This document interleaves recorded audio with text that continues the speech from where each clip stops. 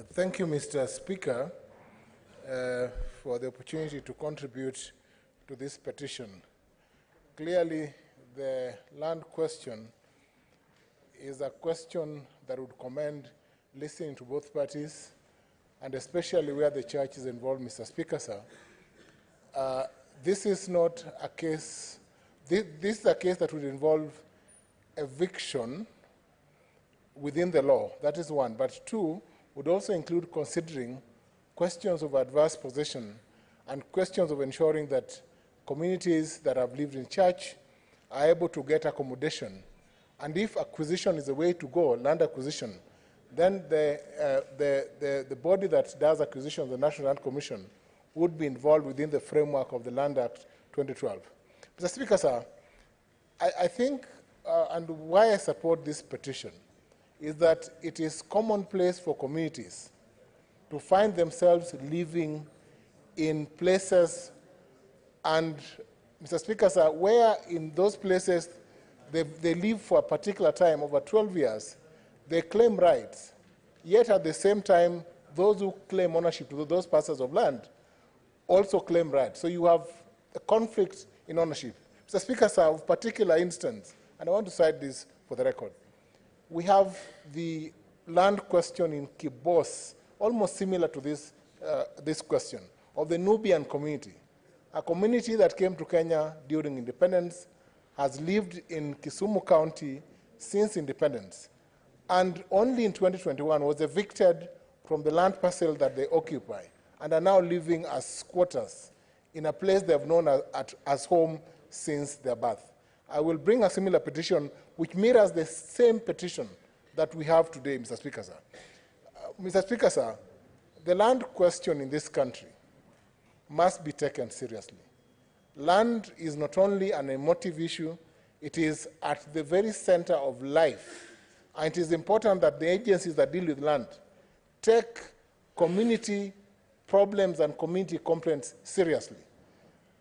I pray, Mr. Speaker, sir, that this petition be committed and that the Land Committee, chaired by my friend Senator Methu, ensure that this petition is treated with the seriousness it deserves. Mr. Speaker, sir, we have another problem, a parcel of land neighboring the airport in Kisumu County, where the community has the question of ownership, and they've kept complaining over whether who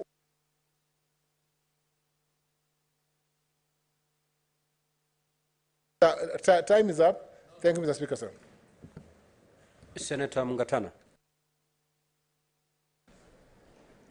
Asante Bwana Spika kwa kunipa nafasi hii kutoa mawazo yangu kuhusu petition hii ambayo iko mbele yako. Bwana Spika, swala la ardhi sehemu ya pwani imekuwa donda sugu kwa wakazi wa pwani. Na kati ya ahadi ambazo serikali hii ya Rais RUTO ilichukua ni kwamba watalimaliza hili swala ama kupunguza shida za wananchi sehemu ya pwani. Na ukweli usemwe ni kwamba katika safari zake rais na mawaziri wake tumeona dalili ya swala hili kutatuliwa.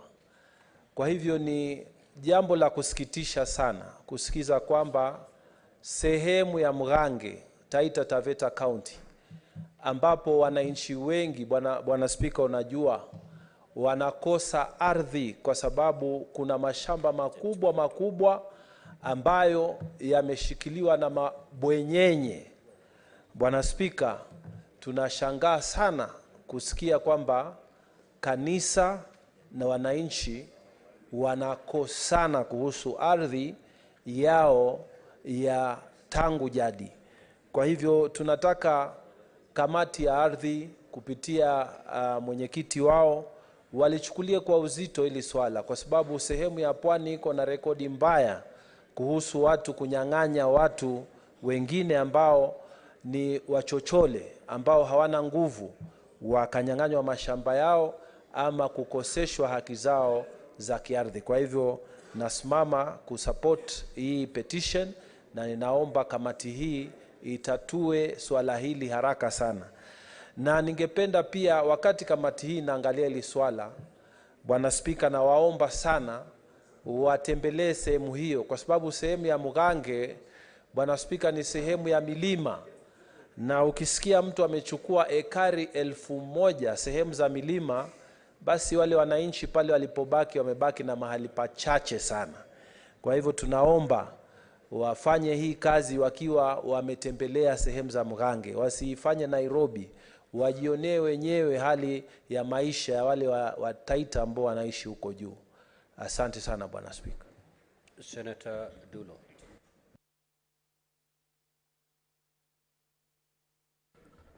Thank you, Mr. Speaker. Mr. Speaker, I wish to support this petition. Mr. Speaker, it looks like this is really an extraordinary petition, because you don't expect a community to fight with the church. Because as others have said, people normally run to church for solutions. And this is really unfortunate, and the committee should seriously look into it. Number two, Mr. Speaker, whenever there is a compulsory acquisition or acquisition of land, it happens in community land. And I think this is a matter that we seriously need to look into it, because every Tom, Dick and Harry, they feel that they can go to the community land and take their land without even consulting them. I believe there is a legislation where the community and the relevant government institutions are on the ground. The community needs to be consulted. And actually, I have a similar situation where the road from Isiolo to Madogashe, the government has acquired land, and up to now, NLC, they have agreed to review the compensation figure, and they have not even done anything. I have brought a petition as a statement on the floor of this House, which up to now issues are not resolved. And I think the committee should seriously look into issues of compensation, and more specifically on community land, because where private land is involved, procedures are followed. But where community land is involved, nobody actually takes laws seriously in this country. And I support. I thank you. Senator Boni. Thank you, Mr. Speaker. Like those who have spoken before me, I note with great concern that Christians are petitioning against their own church. Mr. Speaker, I noticed the mention of the area chief and the mention of the community elders. Traditionally, elders' word has been preceding the word and the opinion of chiefs. But this particular chief, as the committee goes to the ground, he must be one of the usual, typical big man syndrome sort of chief that we get in the rural areas, who, after the community allowed the church to be given 75, Mr. Speaker, 75 acres for free, then wanted to punish the community by wanting that they give away 1,000 acres. Maybe, Mr. Speaker, who knows? Probably the chief wanted to use that excuse to then help other land grabbers who have nothing to do with the Catholic Church to soil the good name of the Catholic Church. Mr. Speaker, this brings into question 2 points. The first one is the alternative dispute resolution mechanisms that were being promoted by former Chief Justice David Maraga. Probably a matter like this is best sorted out by the elders through the usual traditional sittings. Number two, Mr. Speaker, it brings into the question the issue of the land tenure policy in this country. Our land tenure policy is not sustainable. We have to slowly start educating our youth to know that in the fullness of time, not every Kenyan will have a title deed. In fact, sometimes I normally ask myself, why would a doctor like myself a lawyer like you, Mr. Speaker, a lawyer like Cherargei, be fighting for the father's 2 acres of land to subdivide with their siblings? What for? Even if it is 10 acres, Mr. Speaker, the money I make out of an operation of 30 minutes can enable me to do further investment, the money that Cherargei makes in court. You do not have to fight over your father's 10 acres of land. You don't have to fight over your father's 100 acres of land. You can actually live as a professional doctor, professional lawyer, professional what, without necessarily owning a title deed. This mindset must be removed so that we can now plant trees, afforestate our country. We leave people who are professional farmers to grow wheat, maize, and sugarcane for us, when the rest of us earn our livings from our intellectual property. I support, Mr. Speaker. Senator Onyonka. Thank you, Mr. Speaker. I would like to also support the discussion that my colleagues have had. The only thing I would suggest, Mr. Speaker, is that I think we need to have a different approach on how we are handling certain matters, including this issue of land.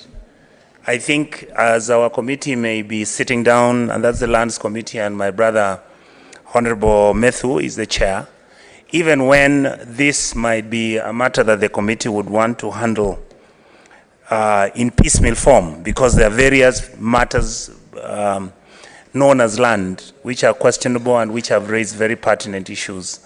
One of the small recommendations I would make, Mr. Speaker, is that I would want to discuss it with Honorable Methu if there is a possibility that we can actually come up with a discussion of setting up an ad hoc committee which will specifically be dealing with some of these matters of land, looking at the historical injustices, without necessarily going back to the Ndungu reports and all the reports that have come historically, because many of these issues, Mr. Speaker, are coming up, and there are so many from all counties and all areas. I think you've seen areas where you find, Mr. Speaker, when governors come in and they are sworn in, the first thing they do is beginning to go to people's land, whether the documentation was available or not.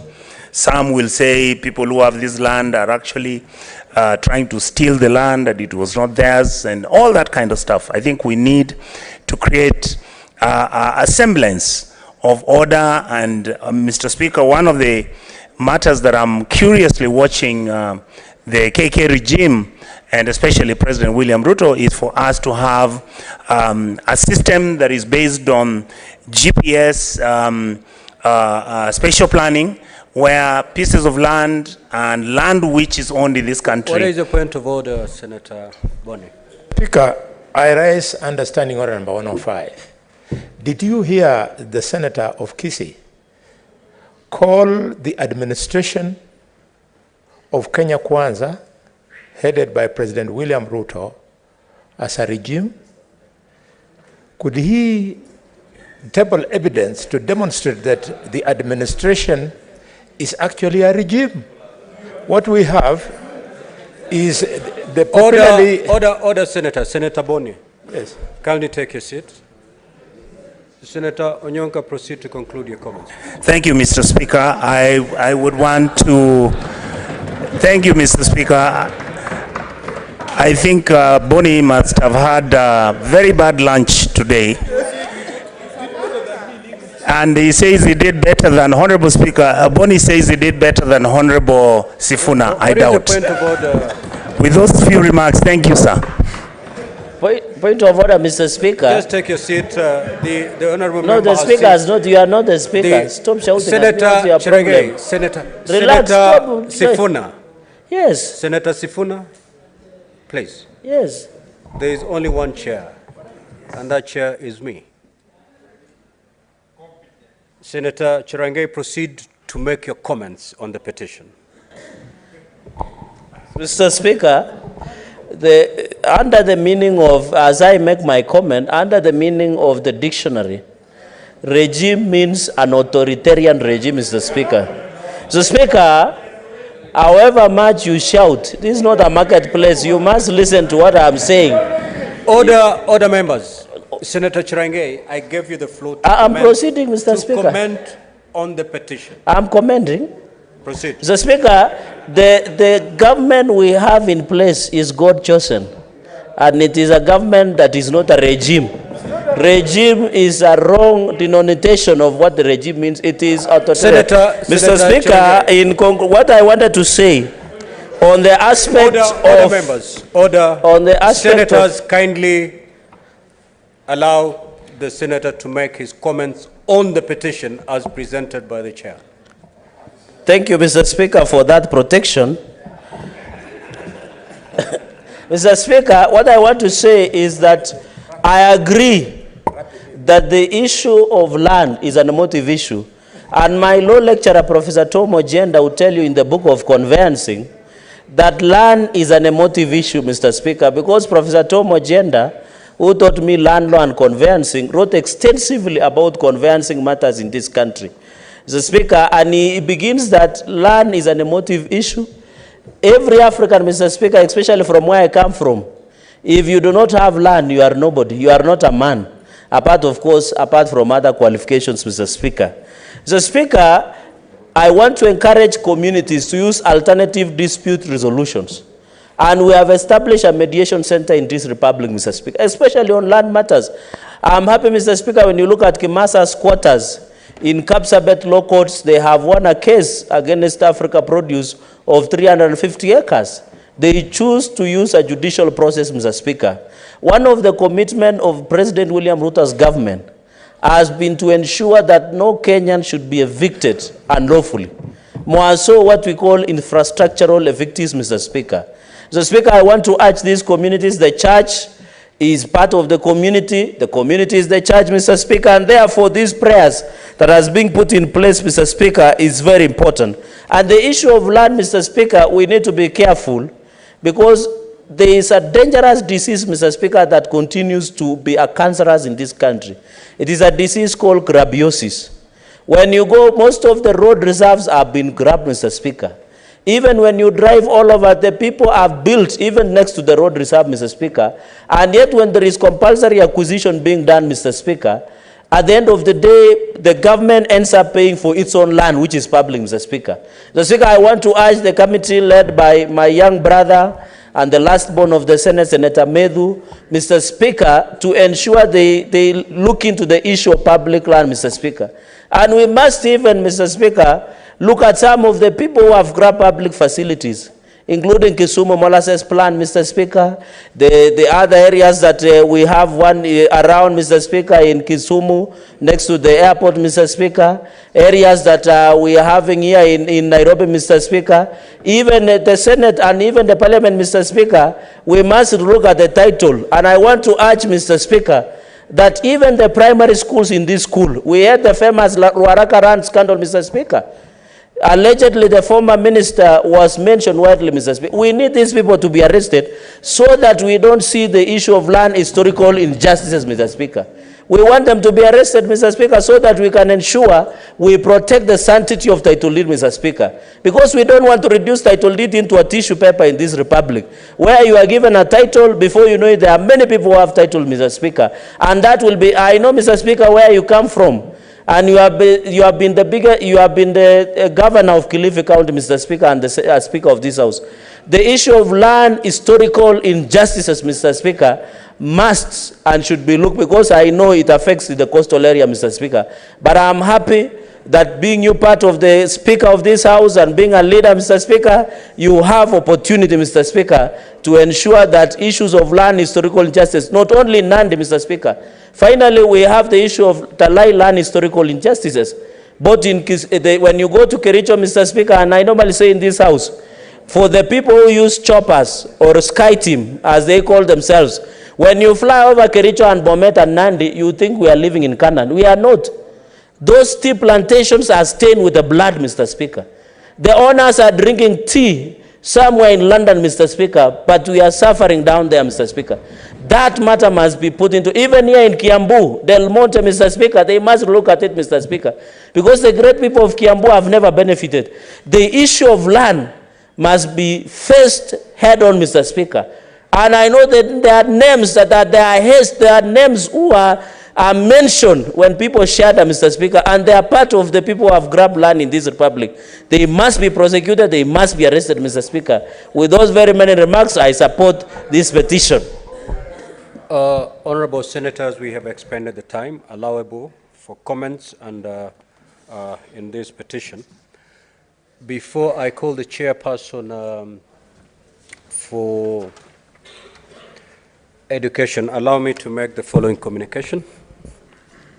I would like to acknowledge the presence in the public gallery this afternoon, visiting teachers and students from Teresia Schools, Gilgil, Nakuru County. The group comprises 4 teachers and 28 students who are in the Senate for a one-day academic exposition. Honorable Senators, in our usual tradition of receiving and welcoming visitors to Parliament, I extend a warm welcome to them, and on behalf of the Senate and on my own behalf, wish them a fruitful visit. Also, I would like to acknowledge the presence in the public gallery this afternoon, visiting teachers and students from Milimani Primary School, Nairobi County. The group comprises 5 teachers and 229 students who are in the Senate for a one-day academic exposition. In our usual tradition of receiving and welcoming visitors to Parliament, I extend a warm welcome to them, and on behalf of the Senate and on my own behalf, wish them a fruitful visit. Lastly, in the public gallery, we have 5 students, accompanied by 3 teachers from Sabis International School, Nairobi County, who are in the Senate on an education tour. Honorable Senators, in our usual tradition of receiving and welcoming visitors to Parliament, I extend a warm welcome to them, and on behalf of the Senate and on my own behalf, wish them a fruitful visit. I will allow the Senator for Nairobi, on behalf of the Senate, to, under 1 minute, to welcome the 3 delegations. Thank you, Mr. Speaker, for giving me the opportunity to welcome the students from the 3 schools, the 2 schools from Nairobi and the 1 from Nakuru. On behalf of my colleague, the Senator for Nakuru, who is not in here, I want to welcome all of you to the Senate this afternoon. I'm hoping that you will get opportunity to learn 1 or 2 things during your tour. Mr. Speaker, just this morning I was at the Moi Forces Academy, where all the primary schools in Nairobi are having games there as we wait for them to proceed to the nationals in Kisumu. And I want to encourage these young people who are here this afternoon to work as hard as they can during their time in school, to listen to their teachers, their directive of the teachers and their parents, and to shoot for the sky. I don't think that in the current times that we live in, there is anything that is beyond anyone if you put your mind to it. So on behalf of the Speaker, the Senate, my colleague, the Senator for Nakuru, is not here, I welcome you and I wish you a fruitful visit. I thank you, Mr. Speaker. The Chairperson Standing Committee on Education to present a report.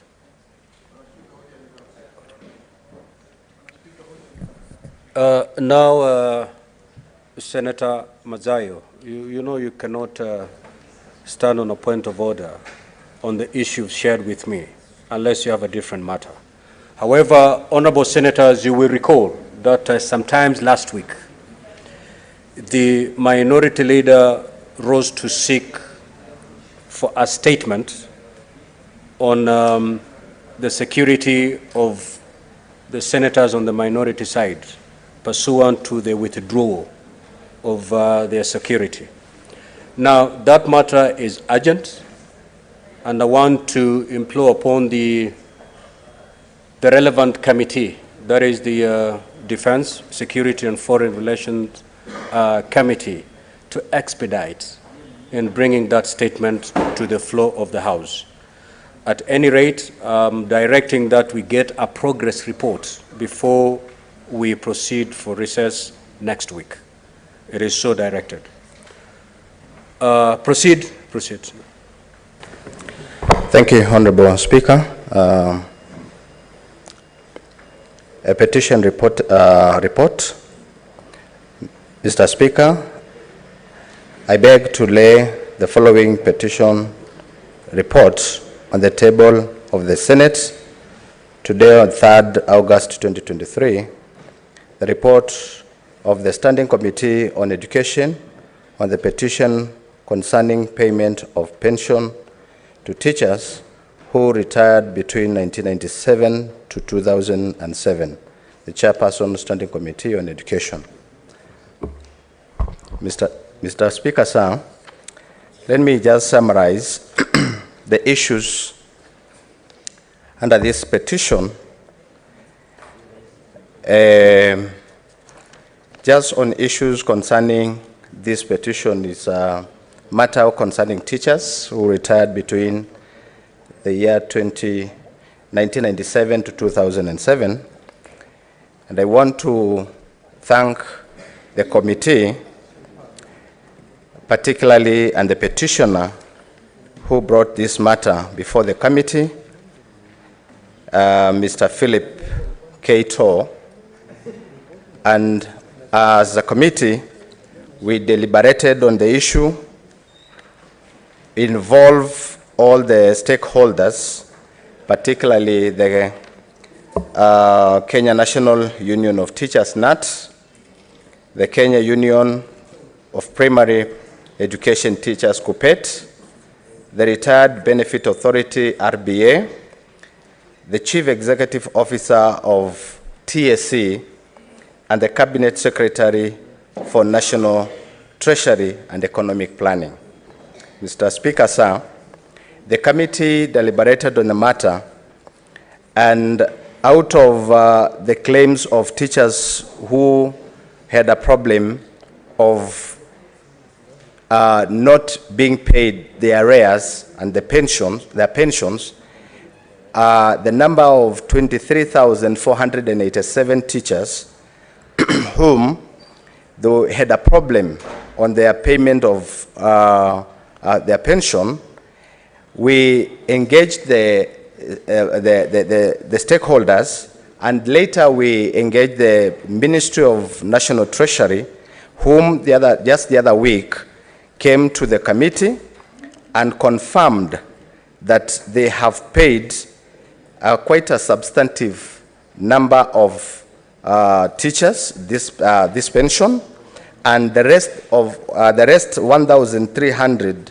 teachers whom they are yet to pay, they confirmed that within three months the deductions, the payment, the arrears will be paid.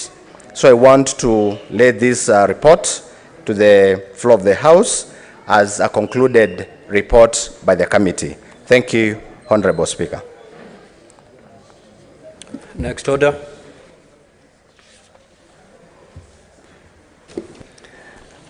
Order number 5, papers. The Majority Leader.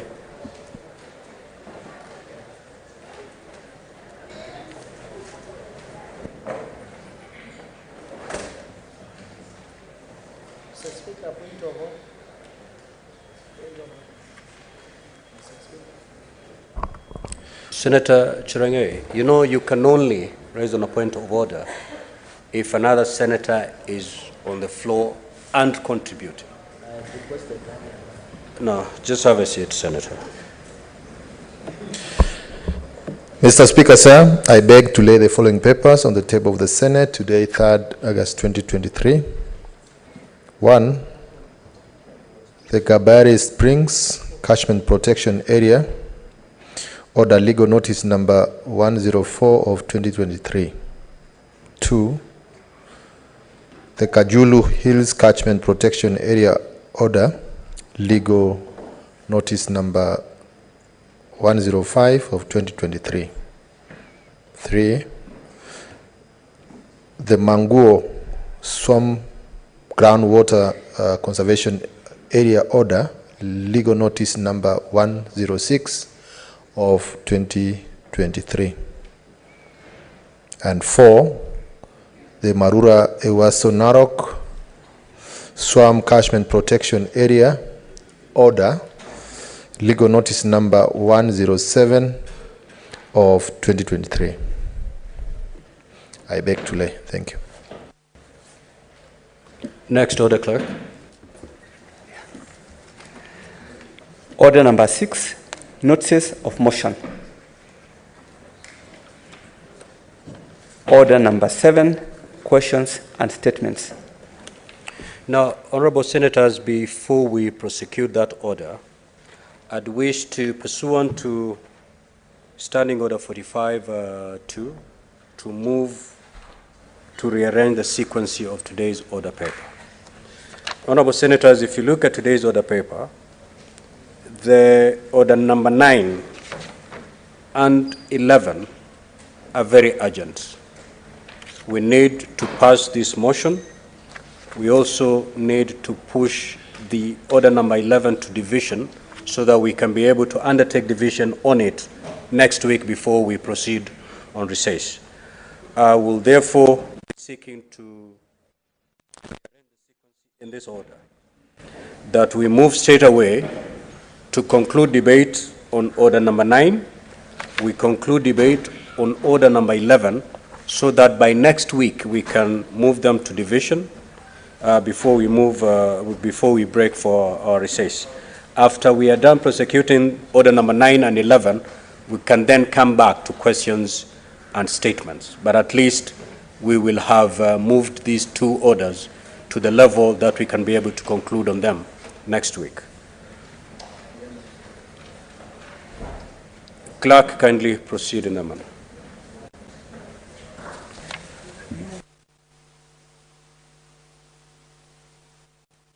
Before I allow the clerk to call the order as rearranged, allow me to make the following communication.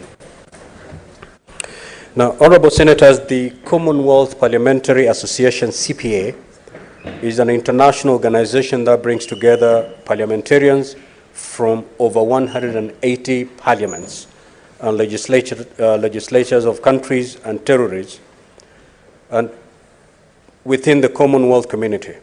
The association was established in 1911, making it one of the oldest and most significant parliamentary institutions in the world. The CPA main objectives are to promote parliamentary democracy, provide a platform for parliamentarians and parliamentary staff to exchange ideas and best practices, and foster cooperation among member countries. The association is committed to upholding the values of the Commonwealth, including democratic governance, respect of human rights, equality, and the rule of law. Honorable Senators, the CPA Constitution provides for the establishment of branches, and the members of the legislature in which branch is formed are entitled to become members of the branch. Therefore, membership is open to all members of the Senate and the National Assembly on payment of the applicable subscription fee. The affairs of each branch are managed by the Executive Committee. Members of Parliament who wish to become members of the CPA are required to pay a subscription fee of 4,000 for life membership and Kenya shillings 1,000 for annual membership by completing a membership form. The membership form may be obtained from the office of the clerk.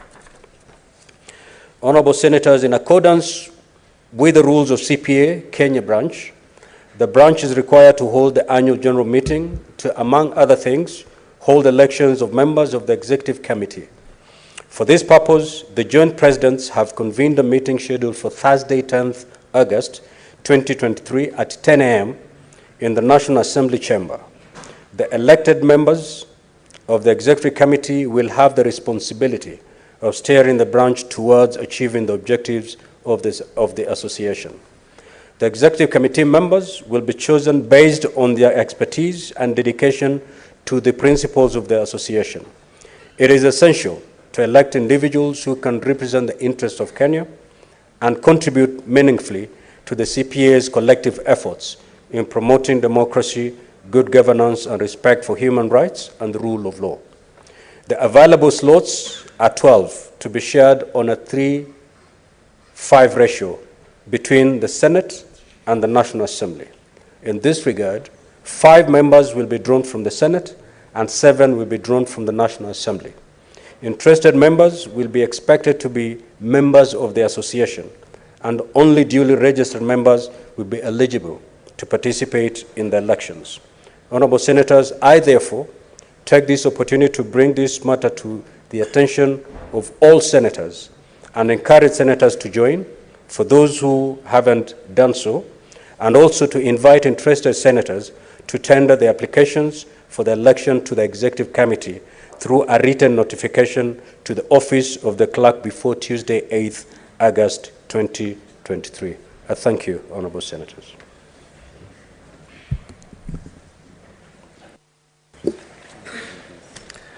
Order number 9, motion, adoption of the report of the Standing Committee on Finance and Budget on the county government's equitable share cash disbursement schedule for the financial year 23-24 and approval of the county government's cash disbursement equitable share schedule for the financial year 23-24.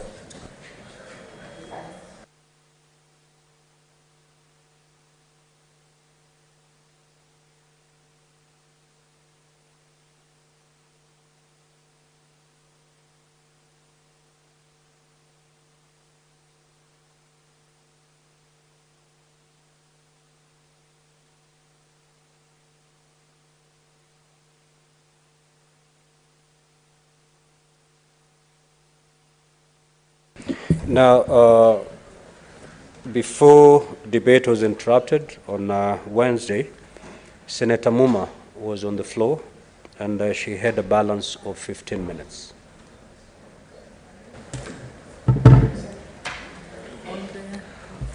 Adoption of the report of the Standing Committee on Finance and Budget on the county government equitable share cash disbursement schedule for the financial year 2023-2024. Thank you, Mr. Speaker. Mr. Speaker, I had contributed to this report. I was midway through, and I was making the point that first I congratulated the government for the intention or the quick disbursement of all the funds to the counties, and I urged that in future we have funds meant for county governments to be disbursed on time, because we are all aware what the counties have suffered in the past few months. And secondly, I suggested, Mr. Speaker, that we need to remember that the function of oversight in Senate is a collective function that is served through the committees of the Senate, and I would urge that the committees be properly resourced, or Senate be properly resourced, in order for us to do meaningful oversight of implementation of county activities and county budgets. Mr. Speaker, it has been said in a few spaces by the President, by senators, even by some governors, that the presence of the Senate on the ground or machinani in terms of doing their job of oversight is very minimal. Mr. Speaker, as we finalize this financial year, most committees were not able to carry out all the activities they had scheduled because we were told there was no budget line to continue doing those activities. I would want, therefore, to request our commissioners on PSC to make case for the need for Senate to do its job properly. We cannot do our jobs properly if that oversight is merely dependent on what we do in these chambers. We should be able to move to the counties to be able to look at what is happening. The Committee on Devolution the other day went to Kajiado to actually look at a project on a market where petitioners had raised concern about it, and we have made recommendations that will actually be able to guide not just Kajiado County, but other counties on what we have seen. Mr. Speaker, we will need to do a bit more for us to be able to pick prudent and conformity with the rules of law and the Constitution in terms of implementation. We have seen governors use county monies on things like feeding programs in schools, which is a national government function. We have seen other governors trying to compete with members of parliament, trying to deploy funds that are required for county functions onto national government functions. And we have seen county government functions being ignored. Mr. Speaker, we will not pick this properly if we are not enabled to be able to scrutinize not just the CIDPs, but the kind of annual work plans that counties are making. For one to talk of a school feeding program, or for one to talk about a bursary fund, when the bursary funds, the CDF funds are awash on bursary matters, then we actually are not doing our job. Because everybody goes on a podium to thump their chests about what they are doing on wrong functions, and yet their own functions are not being carried out. So I would urge that the Senate be enabled to be able to carry out, to have the resource necessary in terms of operations in order for us to be able to scrutinize the annual plans, to scrutinize the implementation plans in order for us to be able to monitor the developments that are happening with these funds. I therefore support, Mr. Speaker. Senator Chirange.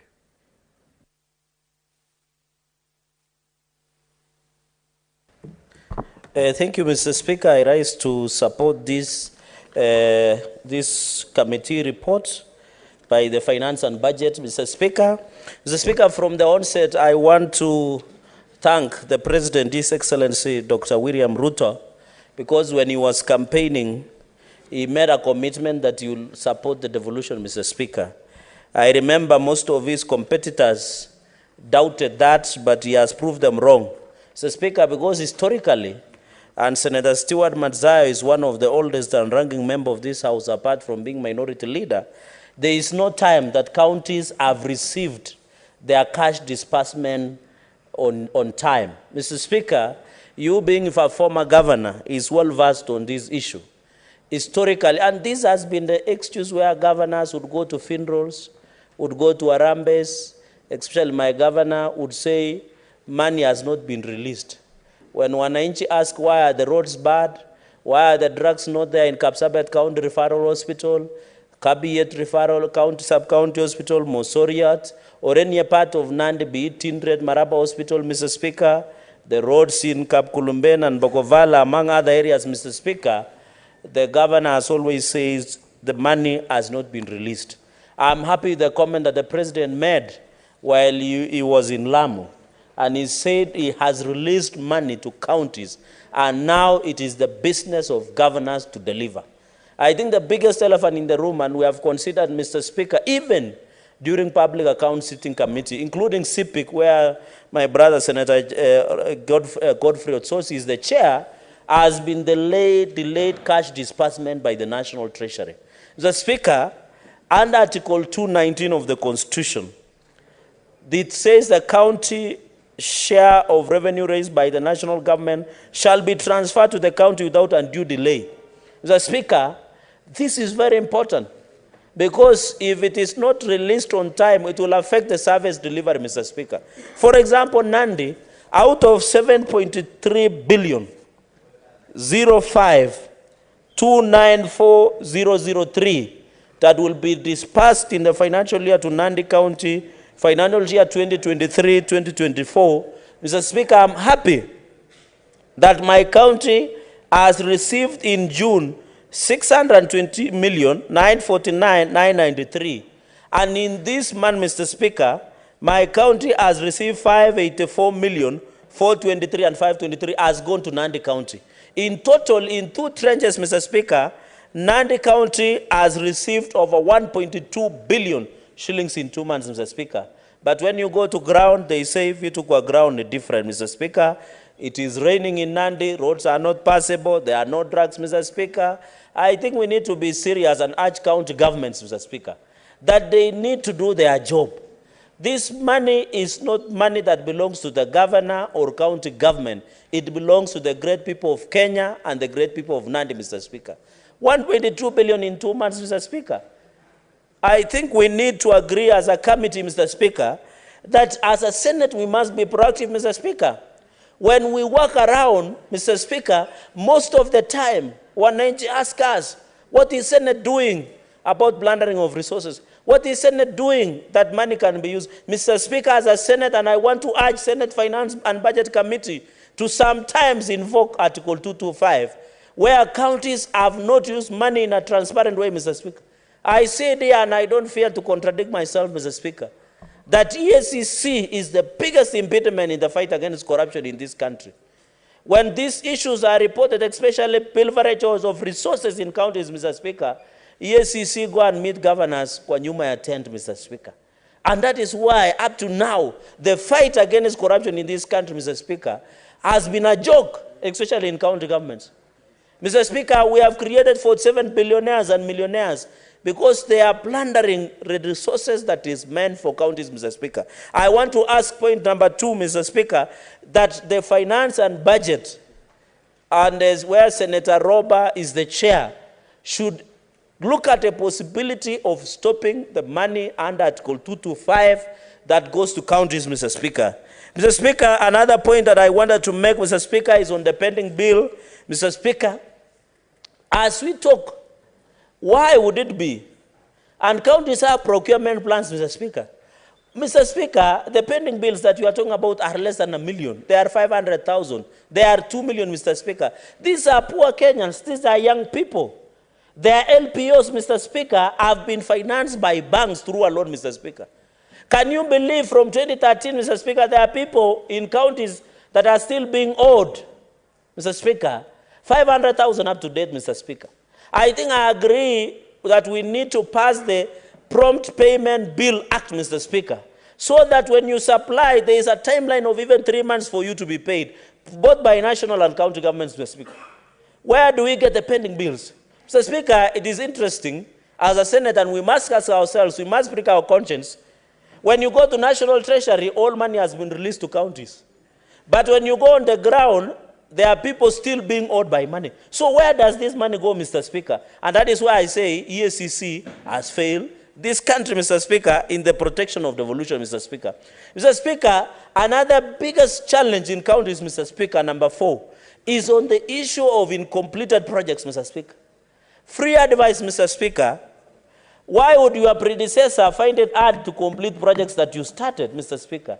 Yet they know very well those projects do not belong to you, Mr. Speaker, it belongs to the great people of Kilifi of Nandi County, Mr. Speaker. Mr. Speaker, as we talk today, there are many stalled projects from 2013, 2017, like the governor's office in Kapsabet town. And I know Senator Utsosi might have been, because that is his shortcut to Vihiga, might have seen that white elephant, Mr. Speaker. These are incompleted, Mr. Speaker. When you look at even CIDP, Mr. Speaker, like, for example, the flagship projects that have been marked for improvement, and sometimes, the Speaker, some of us who are passionate for the success of devolution, we feel very bad because we come here and pass money, but when we go on the ground, it is not reflected. Mr. Speaker, for example, in Nandi, I don't want to use any other county, we have a cooperative creameries in Kabiet, Mr. Speaker. It was supposed to be completed in 2021. No one, even the governor, when he appeared before CPAC, has ever told us what is the total value of Kabiet Creameries Limited, for example, Mr. Speaker. Even the Kapsabet Pediatric Wing, what is the total value of that project, Mr. Speaker? Even Kobuchai, expansion of Kobuchai dispensary, what is the total value, Mr. Speaker? Even Kapsengere, Mr. Speaker, expansion, what is the total value of that, Mr. Speaker? Even the expansion of Maraba, among other 196 health facilities, Mr. Speaker. Even Chepterwai, and I want to thank the President, Dr. William Ruto, because he supported the expansion of Chepterwai Nyayo Hospital in Masab sub-county, Mr. Speaker. Up to now, Mr. Speaker, no one can tell us the value. The projects have stalled. When you raise questions, Mr. Speaker, the farthest that the county government can go is to ensure that they hire blockers and other people to insult the senator in funerals and baby showers and other public forums, Mr. Speaker. Mr. Speaker, as a country, we must be honest and speak truth to the power, Mr. Speaker. We cannot be intimidated. And I want to say, Mr. Speaker, on the floor of the House, I shall not be intimidated. I shall not be coward. I will not succumb to insults, Mr. Speaker, because I know the highest calling is the election by the great people, Mr. Speaker, of Nandi. So on the issue of CIDP, Mr. Speaker, we need to look at the CIDP, annual development plans, Mr. Speaker. County assets, Mr. Speaker, is one of the greatest challenges that we are facing, Mr. Speaker.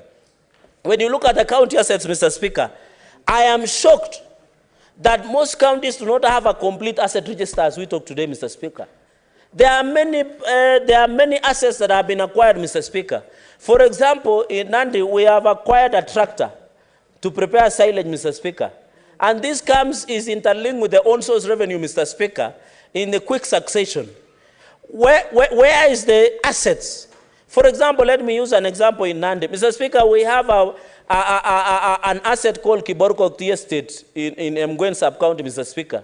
Up to now, out of 256 acres that Kiborko Estate, Mr. Speaker, you know, for people who plant tea, including I had seen Senator Sigei and others, Mr. Speaker, you cannot tell me 256 acres can give you 15 million in a year through on-source revenue. So, Speaker, these assets should allow the county to generate the revenue, Mr. Speaker. To generate, Mr. Speaker, so that you can be able, up to now, Kiborgo Estate, the ownership, you have a title deed from one part, there is another part, Mr. Speaker. You cannot talk about the management, Mr. Speaker, management of the aspect of the management company that runs the Kiborgo Estate to improve on the process, Mr. Speaker. Mr. Speaker, on-source revenue, because it ties up with the assets, Mr. Speaker, should be able to generate money outside equitable shareable revenue, Mr. Speaker, including the conditional grants, Mr. Speaker, the donations and other additional funds as per the Constitution, Mr. Speaker. The on-source revenue is, you know, it shocks me. When counties pass finance bill, Mr. Speaker, they go for public participation. They start chasing Mama Mboga and Boda Boda to tax them. But, Mr. Speaker, when you go where Mama Mboga and Boda Boda stay, because they say kulipa ushuru ni kujitegemea, Mr. Speaker. Mr. Speaker, sir, can you believe when it comes to collecting taxes from the Boda from Mama Mboga in Nandi County, you clobber them, Mr. Speaker. But when it comes to doing service for them, Mr. Speaker, for example, even in my local center, Mosoria Township, where I come from, where I was born and bred, Mosoria Township Center, Mr. Speaker. As we talk, our women in Mosoria Township Center are selling their mboga and other merchandise in open air, Mr. Speaker. But when it comes to collecting revenue, the county is quick. Go to Nandil's town, Mr. Speaker. Go to Kapsabet. In fact, the Kapsabet market is the worst of all, Mr. Speaker. Can you believe when you go to Kapsabet market, the headquarters of Nandi, Mr. Speaker, there is no toilet, there is no running water, there is no proper sanitation in Kapsabet, the town market, Mr. Speaker. Similarly to Maraba, similarly to Kaptumo, similarly to Kobuja, Mr. Speaker, we must as a country ensure when we collect, Mr. Speaker, the on-source revenue from the people. Mr. Speaker, when you go to Chemelil Chemase, Mr. Speaker, our boda are staying in the sun, yet they pay, Mr. Speaker, for the boda sticker. But there are no boda shades. They have been forced to construct boda shades using grass, Mr. Speaker. And yet, when it comes to collecting that money, Mr. Speaker, we use county enforcement as carries to go and harass Mama Mboga and boda, for example, in Nandi, Mr. Speaker, at the expense of providing service, Mr. Speaker. Because the clarion call of Kenya Revenue Authority, ni kulipa ushuru, ni kujitegemea. And that is what we are saying. Let it be pay tax, get service. Why would you pay tax and there is no service, Mr. Speaker? Mr. Speaker, it pains me.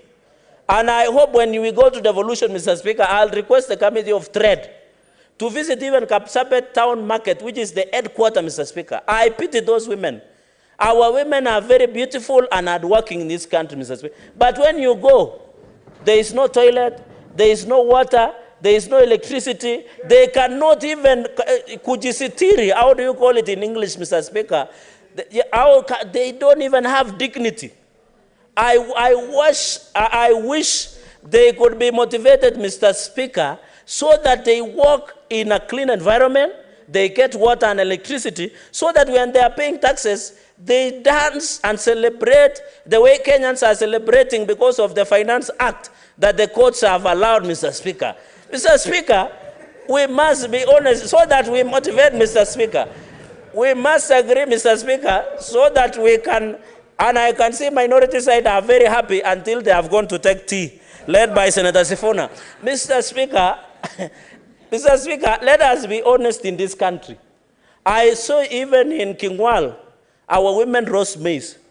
But they don't have shades. It is raining in Nandi. I don't know other areas. This is a rainy season, Mr. Speaker. Our women are forced to go daily to hospital. By the way, Mr. Speaker, what is funny about Nandi is this. You go and buy in Kapsabet Town Market. You are not sure of your hygiene.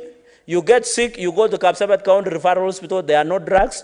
You go back and buy from the pharmacy, which are run by county staff. So, it shocks, it doesn't make sense. And that is why, Mr. Speaker, some of us are at pains. Because 190 in Nandi sometimes asking me, what is the role of devolution? Where is this money that you are bringing, Mr. Speaker? We must be held accountable at any given point, Mr. Speaker. I have seen even the NARIC, Mr. Speaker, the DANIDA, other organizations, Mr. Speaker, they give a lot of money to agriculture, Mr. Speaker. The county went and bought avocado seedlings, Mr. Speaker. And you give a farmer one avocado seedling, it doesn't make value, Mr. Speaker. The other, Mr. Speaker, they went and bought chicken and chicks. Chicken and chicks. What do you call, Mr. Speaker? Chicken and chicks. Vivaranga, chicken and chicks, Mr. Speaker. No, stop misleading me. I know Senator Eddie through you, Mr. Speaker. Just proceed and stay focused. Stay focused and proceed and conclude. I will stay focused, Mr. Speaker, as guided. My eyes is on the price. Mr. Speaker, that is why even NARIC, I want to ask Finance Committee, also provide us, we have passed a law on the issue of conditional grants, Mr. Speaker. You find counties are given NARIC, and Mr. Speaker, having been a former governor, you are well versed with these issues I'm raising, and I'm happy that you were a former governor and you understand. Counties are given money through NARIC, through World Bank. They decide and go and buy chicks. In some scenario, some counties went and bought fingerlets, fingerlings, sorry. They went and bought fingerlings, Mr. Speaker, and just throw it on a stream. How can you throw it on fingerlings on the stream and say this is a county project, Mr. Speaker? And we heard of a county somewhere in Mount Kenya East. I don't want to name the name of that county, Mr. Speaker. Mr. Speaker, in conclusion, because I can see my time is fast spent, I am happy that Nandi is getting 7.3 billion. But I am sad that that money will not translate to the value to the people of Nandi. Even 1.2 billion for June and August, there is nothing that is happening on the ground, Mr. Speaker. Even, Mr. Speaker, the national government gave us coolers that is meant to store our milk, Mr. Speaker. But up to now, those coolers have not gotten a proper housing where farmers can take milk, Mr. Speaker. And as we thank the President, Mr. Speaker, and I'm going to ask the Agriculture Committee, led by Senator Murango, that the issue of reducing fertilizer is welcome. From 3,500 to 2,000 by the President. But it is a national government project. I want to ask the Agriculture Committee, where is the role of Senate? Governors will go quickly, Mr. Speaker, on the ground and say to Moaletea Mbolea. What will senators say? What will the member of national? I want to ask the Agriculture Committee to engage the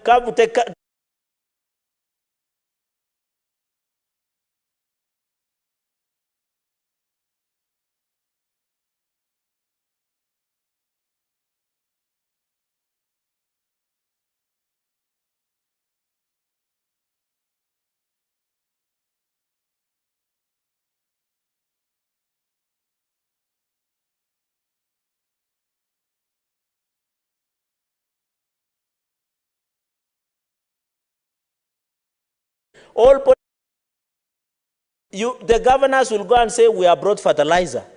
Somebody will ask, what is the senator and member of National Assembly has brought? So we must, Mr. Speaker, we must be honest with ourselves, Mr. Speaker. Mr. Speaker, I want to thank this committee. Thank you for the schedule. I hope this money will meet. And I want to conclude by saying, Mr. Speaker, we increased money that went to counties. In the last financial year, it was 370 billion. I want to thank President William Ruto. We increased to 3 an additional to 15 billion, Mr. Speaker. With those very, very remarks, Mr. Speaker, allow me to rest there and congratulate and wish the committee well as they proceed and ensure that this money is dispersed. And I hope next week, Mr. Speaker, we shall be able to pass this cash disbursement schedule and be able so that wananchi will get opportunity of this service delivery. With those very, very many remarks, Mr. Speaker, I beg to support. Senator Chirenge, just approach the chair, please.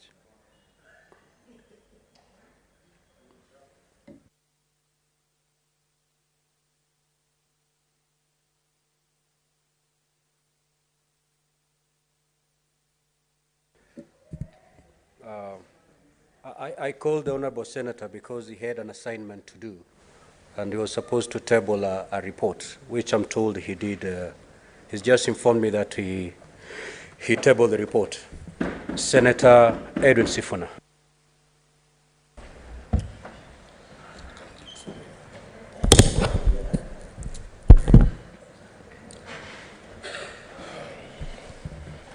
Thank you, Mr. Speaker. Just let me get my notes. Thank you, Mr. Speaker. As a new legislator in this House, this is the second report of the Finance and Budget Committee that I'm interacting with, after, of course, the report on division of revenue. Mr. Speaker, I have had lamentations of some of the senators who have spoken before me about the inadequacy of the resources that we've been sending to the county governments.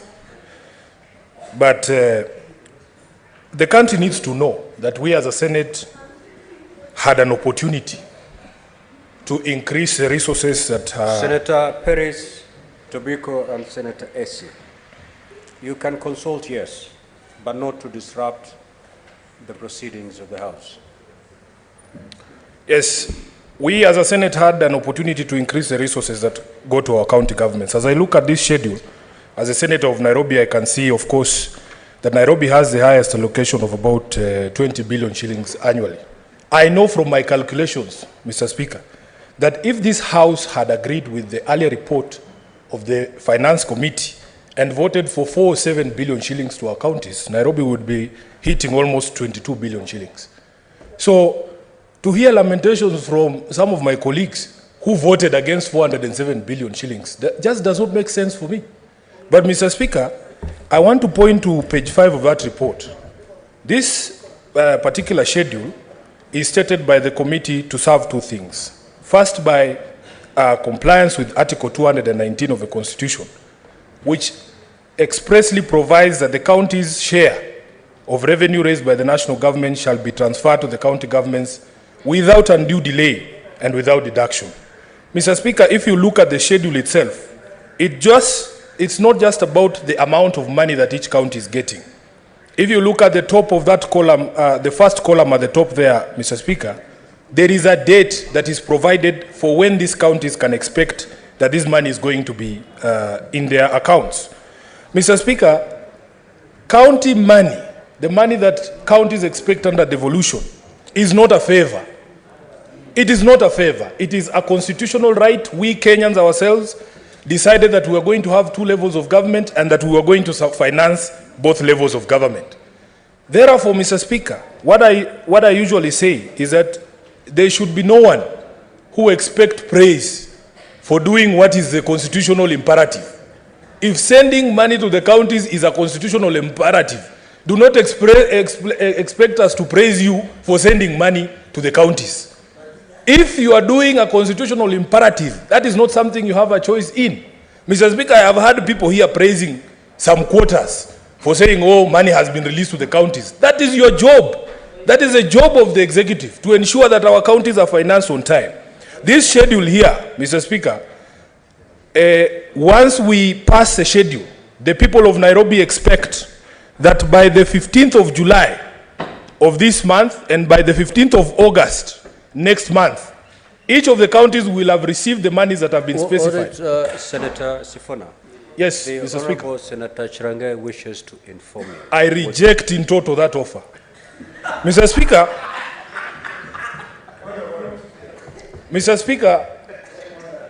what is your point of order, Senator Boni? Mr. Speaker, you've heard severally. I'm rising on standing order number 105. The Senator for Nairobi speak to a misleading statement that the amount which was allocated in Dora bill, there was no increment. Yes. Mr. Speaker, the second falsehood is alleging here is that there is a delay in the disbursement of funds. And yet, Mr. Speaker, as late as last week, there was no single county with an arrears. In fact, last week, Mr. Speaker, 32 billion shillings was disbursed. Is he in order to mislead the House, knowing that Dora, that we passed here, raised the money from 370 billion to 385.3 billion, and that all the arrears that had been accumulated by the handshake BBI government was cleared? Is he in order? Senator Sifuna, kindly be factual in your comments. Mr. Speaker, it is a fact that the 15 billion shillings additional that is going to the counties was passed not by the Senate, but by the National Assembly. In the Green Bill that came before this House, that money had been allocated by the National Assembly. We as a Senate did not add a single shilling. Our own committee, Mr. Speaker, I must be heard in silence. This cannot continue. This cannot continue. Order, honorable senators. Order, honorable senators. If I hear the senator correctly, he said that the Senate did adopt the bill as it came from the National Assembly. Correct. And that is factual. Yes. That is factual, Mr. Speaker. Can I proceed? What is your point of order, Senator Boni? Mr. Speaker, according to the Constitution of Kenya, the Dora bill cannot be signed into law without the concurrence of the two houses. Mr. Speaker, is the Senator for Nairobi in order to mislead the country that by us agreeing with the National Assembly, we were failing in our responsibility, and yet we were meeting the constitutional threshold that expects that for Dora to become law, it should need the concurrence of the two houses, Mr. Speaker. Mr. Speaker, sir, in conclusion on this point of order, I'm tired and sick of new senators in this House giving the impression that we don't know what we are doing, we are not up to the task. We have worked, Mr. Speaker, and we want our constituents to appreciate us much. I don't earn a free salary. Senator Boni,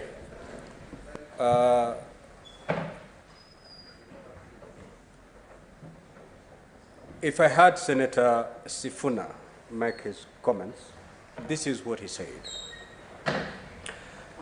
that the Senate adopted the figure as passed by the National Assembly.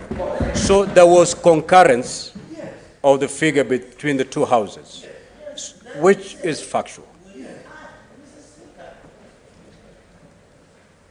So I don't see why then there is a big problem there, Senator Boni. The two houses concurred that the figure to increase by the 15 billion from last year's allocation. Where is the problem here? Senator Sifuna, proceed. Thank you, Mr. Speaker. Thank you, Mr. Speaker. I want the conscience of all of us to eat us in our sleep and in our waking for the decisions that we take on this floor, Mr. Speaker. And I am happy and I will not tire to remind that in fact, Mr. Speaker, there is a second limb to the facts that we have alluded to here, that our own committee on finance and budget, on the advice of the Commission of Revenue Allocation, did propose to this House that instead of the 385 given by the National Assembly, we as a Senate should go with the figure of 407. That is also a fact. That question of 407 or 385 was put to us as a Senate, as a House, as individual senators elected to get every single coin we can for our counties. 22 of my colleagues, whose conscience you can see is knowing at them, voted against 407 billion shillings. Let their conscience eat them until the day that I die. But you will not run away from a vote that you took. Nobody forced you to vote in that particular What manner. is the point of order, Senator Chirangei? And as you raise your point of order, please. Mr. Speaker, is it in order? I'm raising under... Chirangei, I'm speaking. Okay. As you stand to raise your point of order, please use parliamentary language. Proceed. Mr. Speaker, is it in order? And I raise under Standing Order 105 and under Article 93 of the Constitution of Kenya, where it defines Parliament as National Assembly and Senate. Is it in order for Senator Sifuna to continue misleading Kenyans by now shifting goalposts between 407 and 370 billion, Mr. Speaker? Yet for us, who have been in this House long enough, note that it was an increment of 15.3 billion from 370 to 385.3 billion, Mr. Speaker. Is it in order, can Senator Sifuna confirm to the country that there was an increment to allocation to the counties through Dora Bill, Mr. Speaker? Well, senators, let us stop this hand-pecking exercise on these figures. The position is, as Parliament, Senator Eddy, this is the position. The bill that went to the President for assent is a bill of Parliament because it was processed in both houses. Yes. Yes.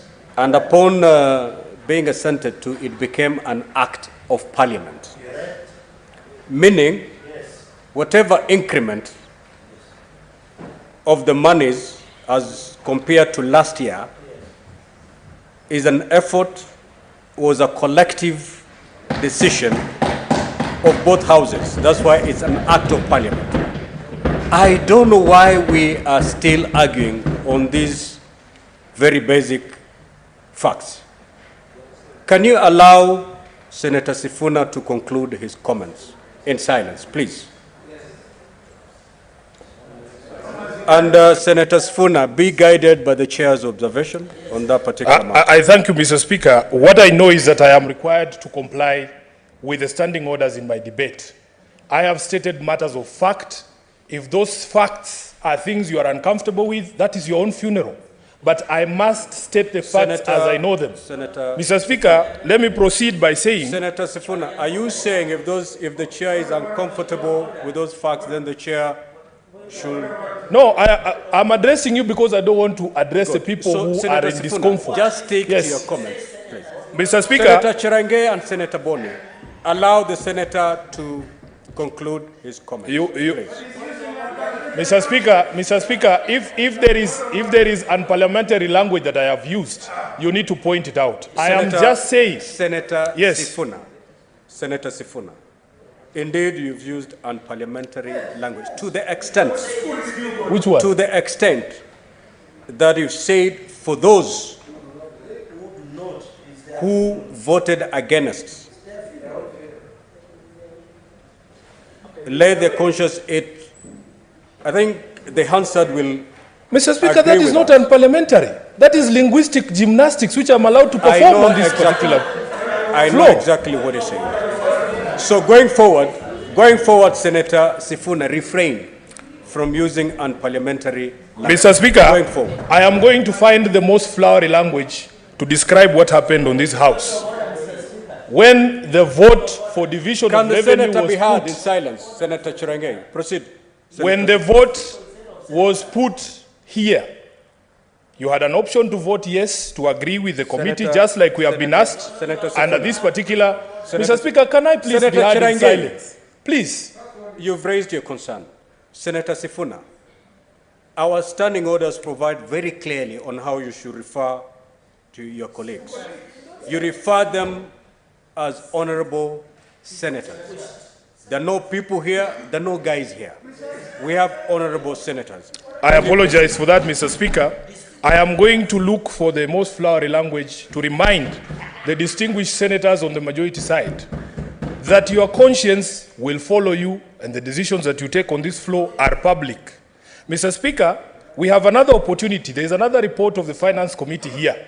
I would actually not be surprised if people, again, take the decision that they took during the debate on the Division of Revenue Act. Mr. Speaker, I have just please. told you, Senator Sifuna, do not use the word people. Refer them to honorable senator. That is the requirement of the standing order. Mr. Speaker, How would you feel if your colleague refer you as... But I am people. I am people. Mr. Speaker, it is not offensive language. It is not offensive language to call people. Senator, order, Senator. Senator Sifuna, take your seat. Senator Sifuna, kindly take your seat. Senator Sifuna, you're not going to start a debate with the chair.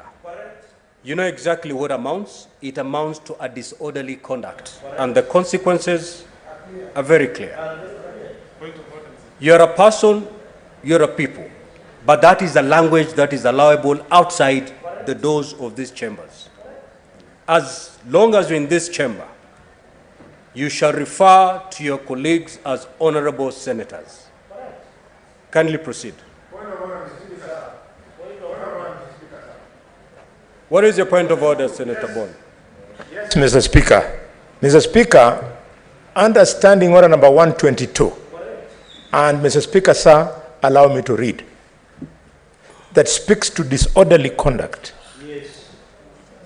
Number 1B, a senator who declines to retract the use of unparliamentary language or declines to offer apologies despite having been ordered to do so by the Speaker is engaged in disorderly conduct. Mr. Speaker, I cannot be voted for by 300,000 people in Kakamega, and Mr. Speaker, I come here and be made a figure of the kind of picture that the Honorable Senator for Nairobi is painting. We need to call him on order unless, Mr. Speaker, you want to allow this House to degenerate into a fist fight. If you allow me as a bullfighter, I'll fix him here and now and it will be sorted out. Mr. Speaker, sir. Senator Boni, that Senator Mogeni, have your seat. Senator Sifuna, have your seat. Sit down, Senator Sifuna. Senator Boni, that is unparliamentary. You have to withdraw it. Senator Sifuna, when I brought up the issue of how to address his colleagues, he proceeded to withdraw that. He did withdraw, unless you're not killed. Senator Boni, you were doing very well until you brought out your character of bullfighting. Thank you. Thank you, Mr. Speaker. Mr. Speaker, Senator Boni, you cannot threaten to fix honorable senators on the floor of this House. Kindly proceed to withdraw that. Thank you, Mr. Speaker. I want to confirm, as I withdraw and apologize to the House, that this is not the place to fix him, and I would never fix him in this House. But if he gives me an opportunity, Mr. Speaker, outside this House, there, Senator we cannot Boni. allow. Just leave it there. Mr. Speaker, we cannot allow Senator small Boni, voice. Senator Boni, have your seat. Now, honorable senators. Order, honorable senators. Order, honorable senators. We have such an important order to prosecute before us. We have such an important matter to prosecute before us. we are wasting a lot of time on what I will term, Senator Mogeni, you shut up, the chair is speaking. I have not given you the opportunity to speak.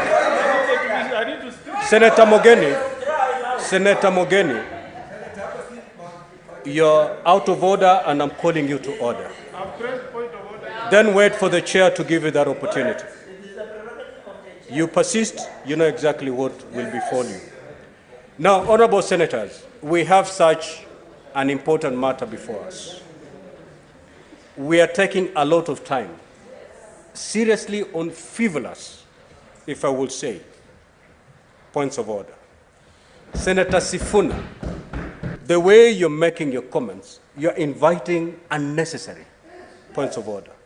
You're making good points, but there's a way you can put them across without necessarily having to attract the kind of points of order. Stop throwing jabs. Go straight to your comments, make your comments, let's conclude this business. Proceed, Senator Sifuna. Thank you, Mr. Speaker. For the avoidance of doubt, it gives me great pleasure to again withdraw my comments by referring to honorable senators as people. I withdraw and apologize. Mr.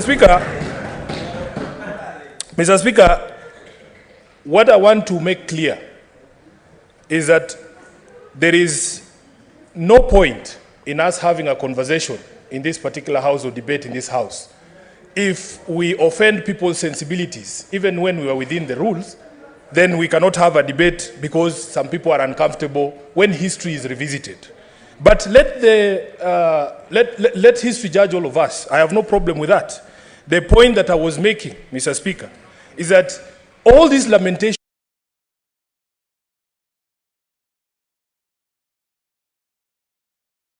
lack of drugs or services in your county, when you had an opportunity to better the lot of your county, but you chose other things. Mr. Speaker, let me repeat here that you should not expect plaudits. You should not be expecting that people will praise you or say you are a good man because you've done something that you are required to do anyway, something that you are paid to do anyway. It's like us or myself here expecting that the people of Nairobi will clap for me because I came to the chamber this afternoon. That is exactly what I was elected to do. We were elected here to fight for all the resources that we can get to come to our counties. And when we do the opposite, we should learn to live with the decisions that we take. Let's not run away from the decisions that we've taken, Mr. Speaker. Mr. Speaker, here in Nairobi, we have issues that need to be addressed. And I just want to touch on some of them. Just this financial year, last financial year, Nairobi County was opening its first ICU. The entire Nairobi County did not have ICU beds, Mr. Speaker. We need resources for us to expand the facilities at Mama Lucy. And I have spoken to the question of timely disbursement of resources. The schedule here has two components. It has an amount and it also has a date. It is our expectation going forward, because this is a concern that has been expressed even by the committee itself. If you look at page 6 of the report, that the delays in disbursement to counties negatively impact the operations and service delivery as well as priority funding.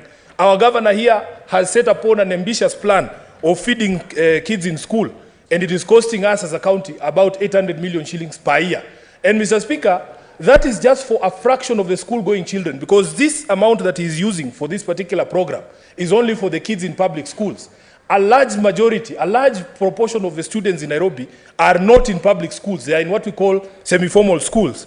And we would want an opportunity that this program expands. In fact, there's people who've gone to court to say it is discriminatory for you to have such a program to benefit only people in public schools, yet a vast majority of the students are not in those particular schools. They are in non-formal schools. Mr. Speaker, we have county playgrounds here in Nairobi. We have a lot of talent. Just like I was saying earlier to you, I was at Moi Forces Academy this afternoon for the Kenya Primary Sports Association Games to determine the team that will represent Nairobi in the national games in Kisumu. There is a lot of talent in Nairobi, but we don't even have proper playing grounds. If you go to Camp Toyoyo, a pitch that was built a few years ago, it used to host all the games that were being played pale mtaani. But Mr. Speaker, if you look at the playing surface right now, it is in such bad shape that we need all the resources we can get for us to be able to provide proper facilities. The governor out of the money that the county is receiving this particular year, has set aside about 500 million shillings for the refurbishment of City Stadium. And the shame of this country, I have seen people going around saying, we're going to bid to host African Cup of Nations, I don't know which year it is.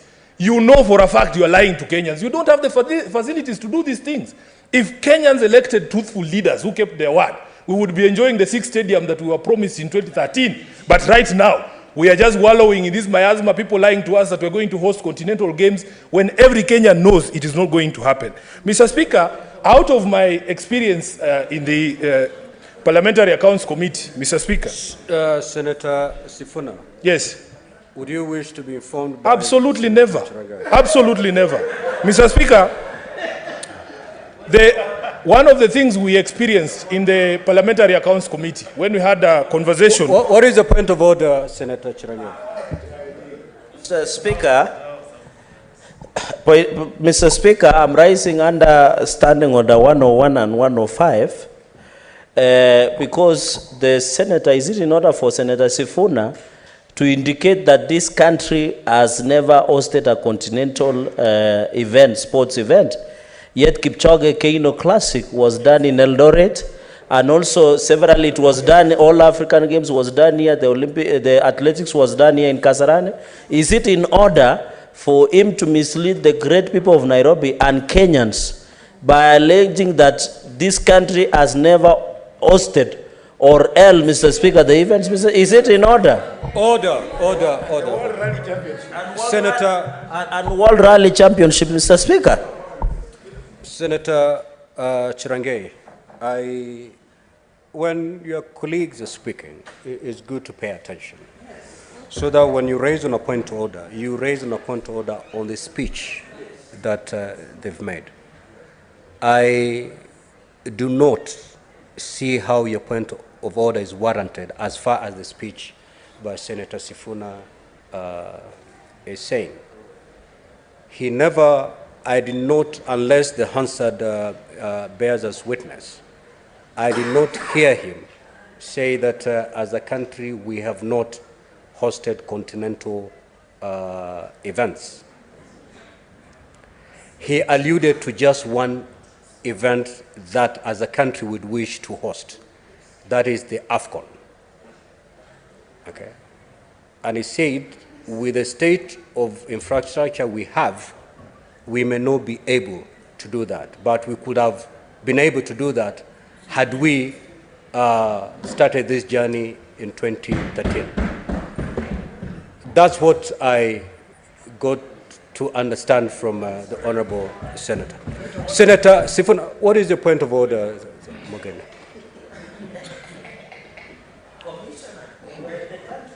Mr. Speaker, Senator Cherargei is one of my closest friends in this house. And he's a Senator Mogeni. He's a colleague. Whom are you trying to call to order? He's a colleague whom I respect. Senator Mogeni. Yes. When you stand on a point of I'm order, rising whom are you trying to call to order? Because the senator on the floor is Senator Sifuna. Yes. I'm raising under standing order. Is that the senator you are calling to order? Yes. Senator Sifuna. He's out of order. According to you. No. I was raising on a point of order. When Senator Cherargei was on the floor. He was on a point of order. You cannot do that. So, Senator Mogeni, kindly take your seat. Kindly. Senator Sifuna. Mr. Speaker, with the great respect, I think I'm going to break the record as the senator who is interrupted the most on this particular floor. And I understand the fear and trepidation that I strike in the hearts of some of these just people. proceed to make your comment. But, Mr. Speaker, please, I need the protection of the chair. I have protected you enough. Mr. Speaker, I don't even know. If you engage the chair directly, I have called you to conclude your comments. What more protection do you need? The direction I wanted is how much time I have left, Mr. Speaker, given all sorts of interruptions that have gone since I... Just proceed. The chair will protect you. Proceed. I need guidance so that I can be able to see... how many minutes? 5 minutes, Senator. Yes. I think that is enough to impart wisdom and knowledge. Mr. Speaker, I want to make two final points, Mr. Speaker. And this is drawn from the experience that I had at the County Public Accounts Committee when we had an engagement with the Treasury and the KRA. Mr. Speaker, it was clear that the National Treasury has taken the word national in its name to imply or to mean that they serve the interests of the national government first. Mr. Speaker, the evidence is there that just 2 months to the close of the financial year 2022-2023, 20% or 90 billion that was due and had been allocated to the county governments had not been dispersed just 2 months to the close of the financial year. And compare that to the only 10% of the almost 2 trillion shillings that was due to the county, to the national government that had not been disbursed. One of the things that we want to see is that the National Treasury should be encouraged in the disbursement of resources to respect the two levels of government so that there is no favoritism, as can be demonstrated from the amount of money that was spending during this financial year, just those few months to the close of the year. Mr. Speaker, as I have said, we in Nairobi have a lot of issues. We would like for devolution to work. We would like for all the resources we can get to go to the people of Nairobi so that they can be able to do the things that is expected of us as a county government. Mr. Speaker, what I want to finalize by saying is that I have a lot of respect for all of our colleagues here. But Mr. Speaker, it is becoming increasingly evident to me that I might be a marked man in this house. That, Mr. Speaker, every time that I stand up here, I have even had somebody who I know for a fact cannot beat me in a fair fight, challenging me to a fight, Mr. Speaker. Sifuna. It is very unfair. Senator Sifuna. Yes. It's okay. There's nothing wrong with that. Senator Sifuna, you know the responsibility of protecting a senator lies in the hands of the chair. If you feel you've been marked, you can only address your concerns to the chair. Throwing similar jabs on the other side, because you've been, and I ruled that particular statement unparliamentary, but still you're clinging on it. No, Mr. Speaker, because a threat has been made. It has been withdrawn. So conclude your remarks and sit. Mr. Speaker, it's no longer subject of discussion. It has been withdrawn. Mr. Speaker, if you allow me, because I have asked you to protect me on many occasions, I want to ask that on this one, please don't protect me. I would want to welcome that challenge that has been put by the Senator of Kakamega. Thank you very much, Mr.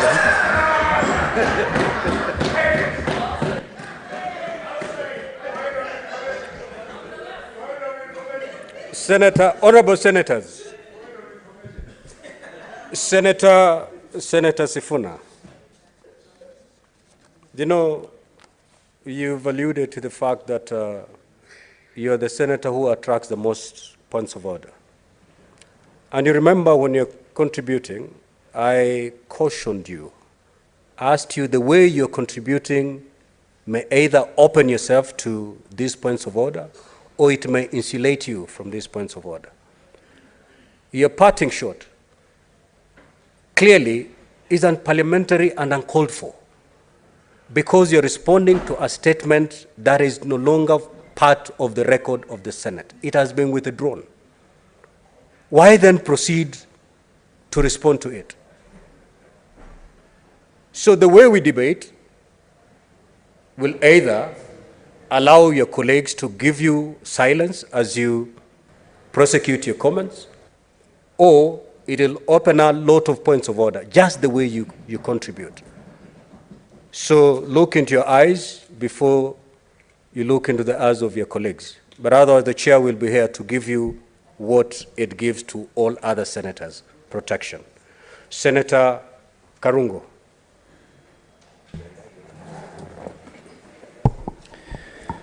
Thank you very much, Mr. Speaker. Senator Karungo, just have your seat. I'm told there's a school that is going all the way back to Baringo. So let me acknowledge his presence.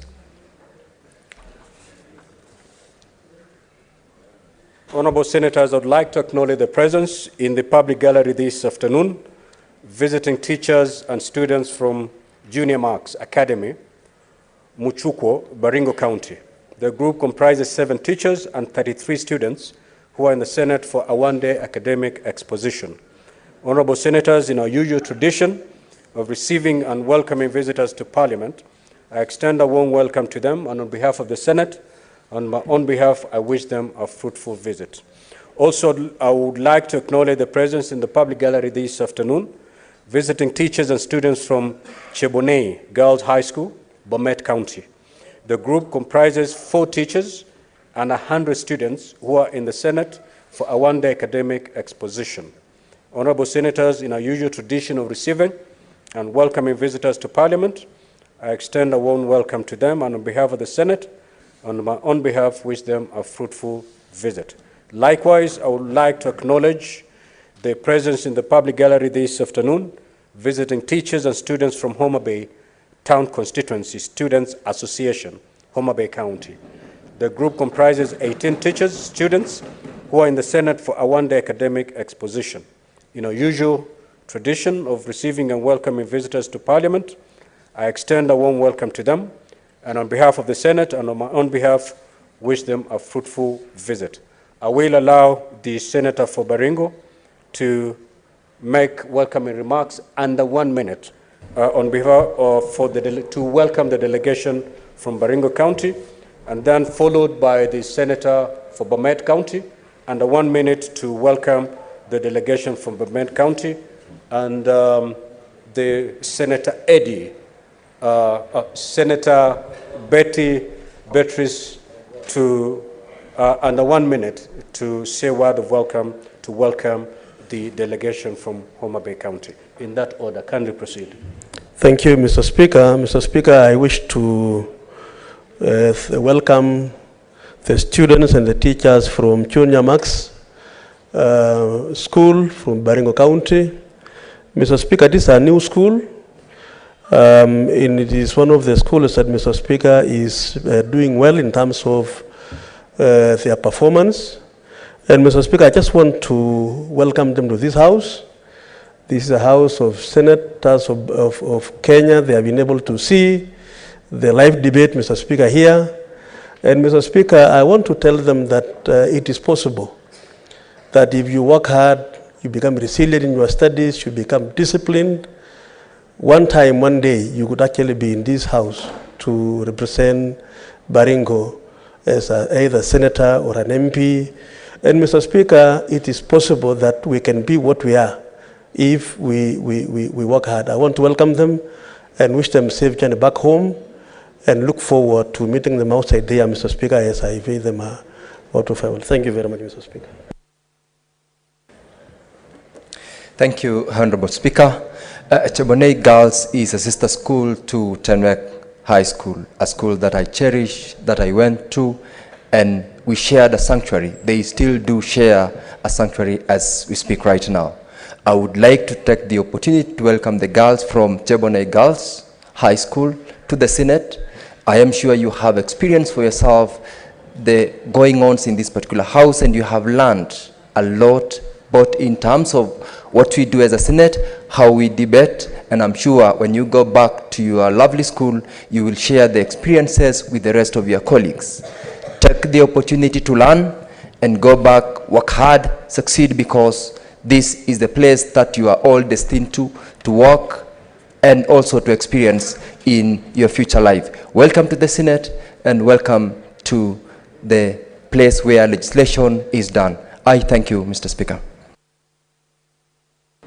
Thank you, Mr. Speaker, sir. Mr. Speaker, sir, I'm honored to extend a welcome to the students from Homa Bay County. Those are university students who are paying a courtesy call to the Senate this afternoon. Honorable Speaker, Homa Bay County is a county of endless potentials. And when you look at the young men visiting the Senate today, it shows it all, Honorable Speaker.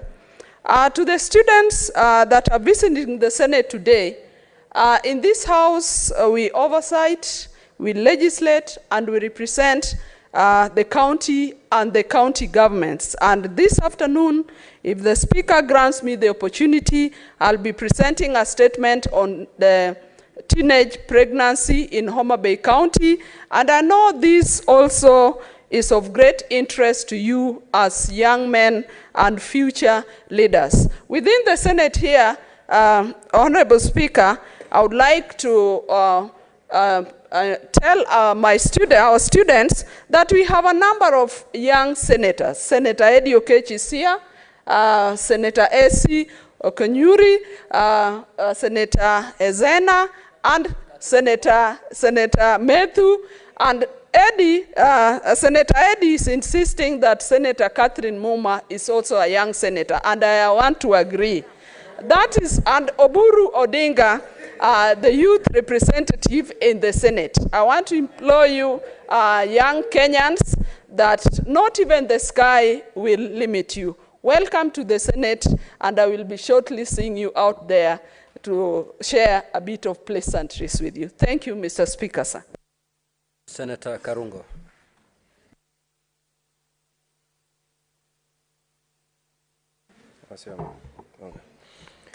Thank you very much, Mr. Speaker. And as I rise to support this motion, Mr. Speaker, I would want to seek your indulgence, Mr. Speaker, because even before I give my remarks, I've noted how senators are being profiled in this House, Mr. Speaker, as to how they vote, Mr. Speaker.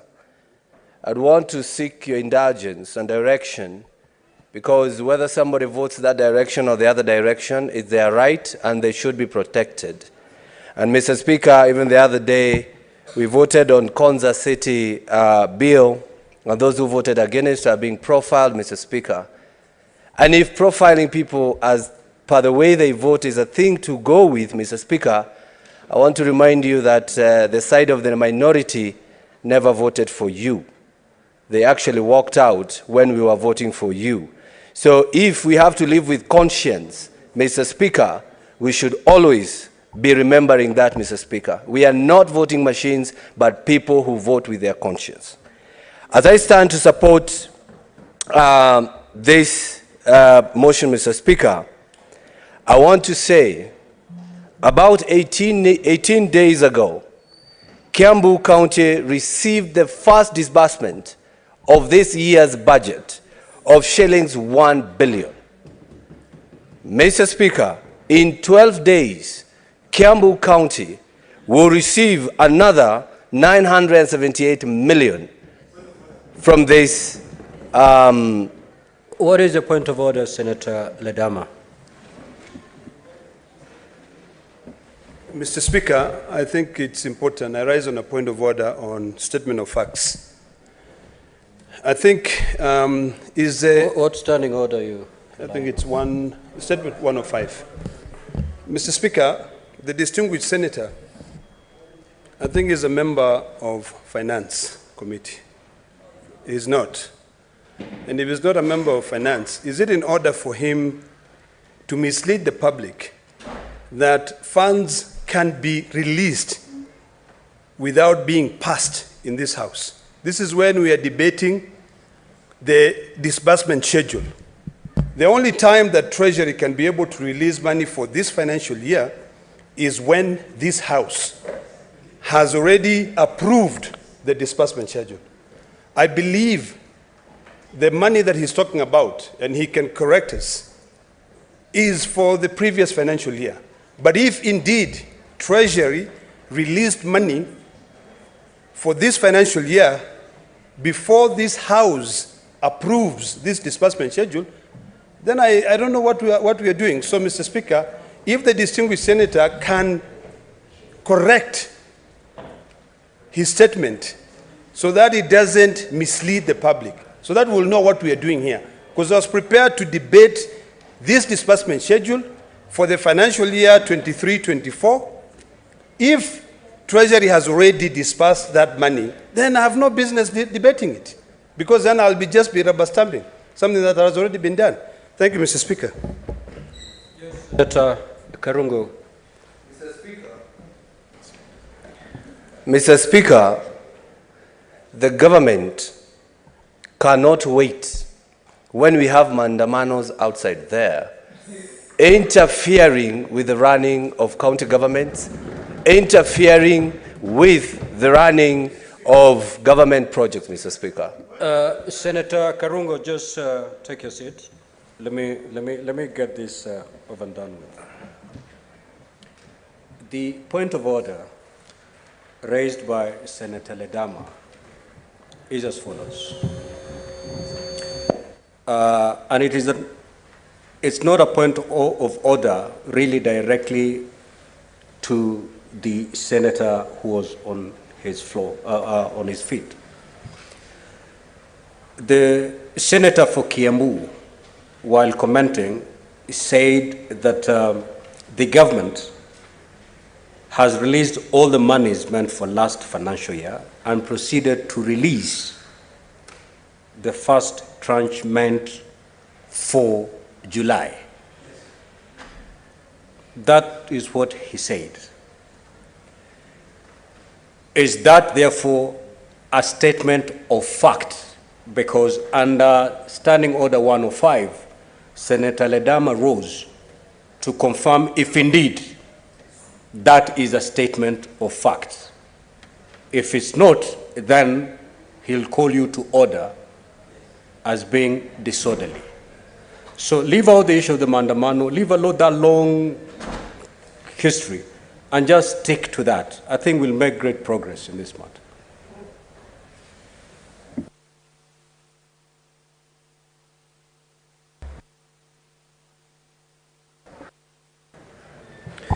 Thank you very much, Mr. Speaker.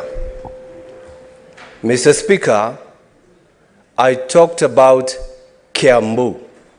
I am the senator of Kiambu. By him questioning about my county, I did not talk about Narok, Mr. Speaker. I said Kiambu has received 1 billion by 15th. And in 12 days, Kiambu is going to receive another 978 million, Mr. Speaker. So I don't know his interest. I'm talking about my county, Mr. Speaker. I'm talking about Kiambu, Mr. Speaker. Order, senators. Order, senators. Order, senators. You know, let us not mix things here. Okay. Senator Ledama, senator for Kiambu, has said whatever he stated is factual. You rose on a point of order to challenge him on that, and he has stood and said, indeed, it is factual.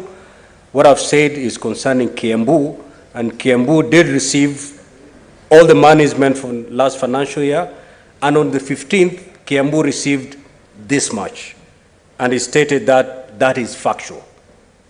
And therefore, your point of order as far as 105, because you challenged him to, the other limb of your point of order is, if that is so, if the government can then release money before we debate this particular motion, and that is not something that the senator for Kiambu can bear the brunt. His was to confirm that, yes, what I've said is true. My county received this much on this particular date. Whether the government is doing that illegally or otherwise, as you are putting it, it's not his concern. His concern is, I received this money. Yes, Senator, yes. Mr. Speaker, the framers of the Constitution established 3 arms of government to allow separation of powers and to be able to institute a check and balance system. Mr. Speaker, this House passed the County Allocation of Revenue Act 2023. And in that act, the law also gives this House the power to be able to approve the cash disbursement schedule. So, Mr. Speaker, if he's indeed setting aside the issues of Kiambu, Narok, or interest whatsoever that the distinguished senator was talking about, if indeed the government, the executive, the Ministry of Treasury disbursed money without the approval of this House, it is a matter that should concern this House, Mr. Speaker. So when I rose here to request for that to be substantiated, the best, Mr. Speaker, that can help this House is for the distinguished senator to table the facts that Treasury has indeed released that money, so that it can be able to be part of the Hansard, that Treasury released money before this House approved that. It is very simple, Mr. Speaker. It is not a matter of interest of Kiambu. Of course, I'm interested in Kiambu because it's part of Kenya. But I'm also interested in ensuring that all the 47 counties receive money approved by this House. Mr. Speaker, the Senate plays a critical role. This is a bill that originates from this House. The cash disbursement schedule cannot be originated from the National Assembly. The Division of Revenue bill will be originated from the National Assembly. But when it comes to the issue of the cash disbursement schedule, it comes out of here because we are now dividing part of our 385 billion, which is going to the counties. So, Mr. Speaker, I'm rising on an issue of statement of fact and the importance of ensuring fiduciary to the rule of law. That is my essence of rising on that point of order. It is not on whether, Mr. Speaker, and I appreciate, Mr. Speaker, you trying to correct or maybe put certain things in order, but it is also concerning to me when a law is broken. You cannot apply the law retrospectively. In this case, if we sit here and we debate and we approve this cash disbursement schedule, then of course we'll be doing so retrospectively because it has already been overtaken by events. So, Mr. Speaker, that is my greatest concern. Thank you. Thank you. Senator Ledama, I carefully gave you that opportunity and listened to you attentively. Now, when you raise on a point of order, it is presumed that the senator speaking, according to you, is disorderly and you want to call him to order, and therefore you rise on a point of order. Now, when the senator for Kiambu rose to speak, he stated that in Kiambu County, all the monies meant for that county for last year was received. He proceeded to say the monies meant for July, the July tranche, was also received. To that extent, he's not out of order. Your main concern, which is a valid concern, Senator Ledama, is the second limb of your point of order, which cannot then be attributable to the Senator of Kiambu. When you rose to say, I'm concerned, because these monies that are supposed to be disbursed this financial year ought to be disbursed after the Senate has debated this particular motion that we are debating now. So how come Kiambu has received its July share? That is not for the Senator for Kiambu to respond. The person to respond to that concern is Treasury. The Senator for Kiambu merely said, we have received. The person who is responsible for that disbursement is actually the Treasury. So, Senator Ledama, this is what I could advise you.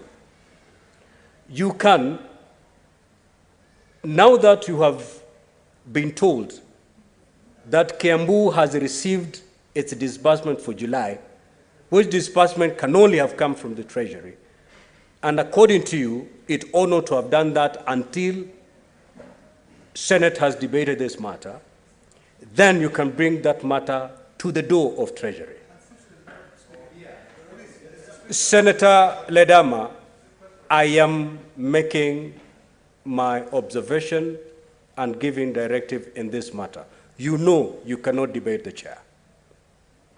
So my advice to you, Senator Ledama, having noticed from Kiambu that it has received its share for July before Senate has debated this matter. Take this war straight to where it lies, Treasury. Senator Ledama, so you can do that by way of seeking a statement to ask Treasury, why did Treasury release these monies before the Senate debated it? That cannot be handled by the Senator for Kiambu. It is so directed, and we move in that manner. Senator for Kiambu, proceed. Proceed. Senator Mogeni, what is the point of order? And Senator Mogeni, I will refer you to standing, before you make your point of order, I will refer you to Standing Order 121 and 122, where a matter the chair has pronounced itself. You cannot debate the directive of the chair. If you do, you'll be deemed disorderly, and the consequences will ensue immediately. Proceed, Senator Mogeni. You know, Mr. Speaker, we have come to this House as elected senators, representing the county of Nyamira. Mr. Speaker, every Wednesday I watch debates in the House of Commons. A chamber like this, Mr. Speaker, Senator Kinyua, a chamber like this, Mr. Speaker, we have not come here, Senator Mogeni. Mr. Speaker, we have not come here I expected you, Senator Mogeni, the chair is speaking. Yes. I expected you to say, I rise on a point of order pursuant to standing order this. Mr. Speaker, and then you give us that history. I'm rising on standing order number 105.1. Because, Mr. Speaker, I am here today as the senator of Nyamira. And when I go to Nyamira this weekend, Mr. Speaker, I'm expected to answer some questions from the people I represent. Mr. Speaker, I've heard this afternoon that the county government of Kiambu has already received disbursements for the month of July. That is on record, Mr. Speaker. Meaning, Mr. Speaker... Honorable Senators, order. Meaning, Mr. Speaker... Order, Senators. Meaning, May Mr. the Senator Speaker, be heard in silence. Meaning, Mr. Speaker, that contrary to the provisions of Article 27, and in a very discriminatory manner, the Treasury, in defiance of the Constitution, has already disbursed money to the county government of Kiambu, whereas other counties like Nyamira, we have not received any disbursement. So, Mr. Speaker, because I want to take up this matter... Order, honorable senators. With the Treasury, Mr. Speaker, I want the senator of Kiambu, understanding order number 105.1, to substantiate the allegation that money has already been transferred to Kiambu County government, so that, Mr. Speaker, we take up this matter with Treasury. Why is Kiambu, the county government of Kiambu, receiving preferential treatment? And the point I was making, Mr. Speaker, is that we want this to be an interesting chamber, Mr. Speaker. When I'm rising on this point of order, I have nothing against my good friend, the governor of Kiambu. Senator Kalwale, you watch debates in the House of Commons. The Prime Minister of England comes to the floor, and he sits there and is asked questions by the people's representatives. So when we rise here, Mr. Speaker, we are raising these issues on behalf of the people who elected us, Mr. Speaker. And we want this chamber to be an interesting chamber of debate, Mr. Speaker. Yeah, I'm sure even Commissioner Kinyua there wants this to be an interesting chamber, Mr. Speaker. So, Mr. Speaker, unless we are disorderly in any way, let us make this house lively. If a senator is making a statement that is not factual, we have a right to challenge that senator, Mr. Speaker. And that happens all over, Mr. Speaker. Honorable Senators, order. Senator Mogeni. I thought I'm on a point of order. Senator Mogeni. Yeah, even if you're on a point of order, as the chair, I can order you to yield and sit. Senator Mogeni, before you made your point of order, I took time to cite the standing orders. I have already made a directive on this particular matter. Now, debating that directive I've given amounts to a disorderly conduct. And I refer you to Standing Order 122, 1A. A senator commits an act of gross disorderly, not just disorderly, gross disorderly conduct if the senator defies a ruling or direction of the speaker or chairperson of the committee. You may not agree with what I've said, but it stands. You cannot debate that particular directive I've given. And I've given you such a wonderful way of how we can handle this. The disbursement, according to the Kiambu senator, was actually made by Treasury. If you feel that disbursement is in breach of the law, then you have recourse in that you can seek for a statement why Treasury did release that money before Senate could debate and pass the disbursement schedule. It is within your right. Pushing the senator for Kiambu to do that. He has confirmed, as the senator of Kiambu, that Kiambu has received. Are we doubting that? Yes. We are doubting that.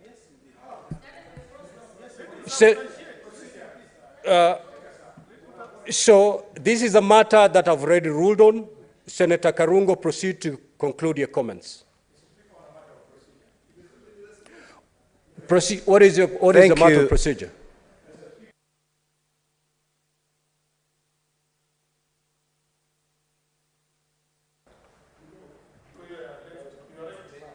Yes, Mr. Speaker, I thank you for your indulgence. Mr. Speaker, if I'm speaking to procedures of this House, if I invite you, with your permission, to contents of speech, Standing Order number 101, if you do not, Mr. Speaker, make decisive and aggressive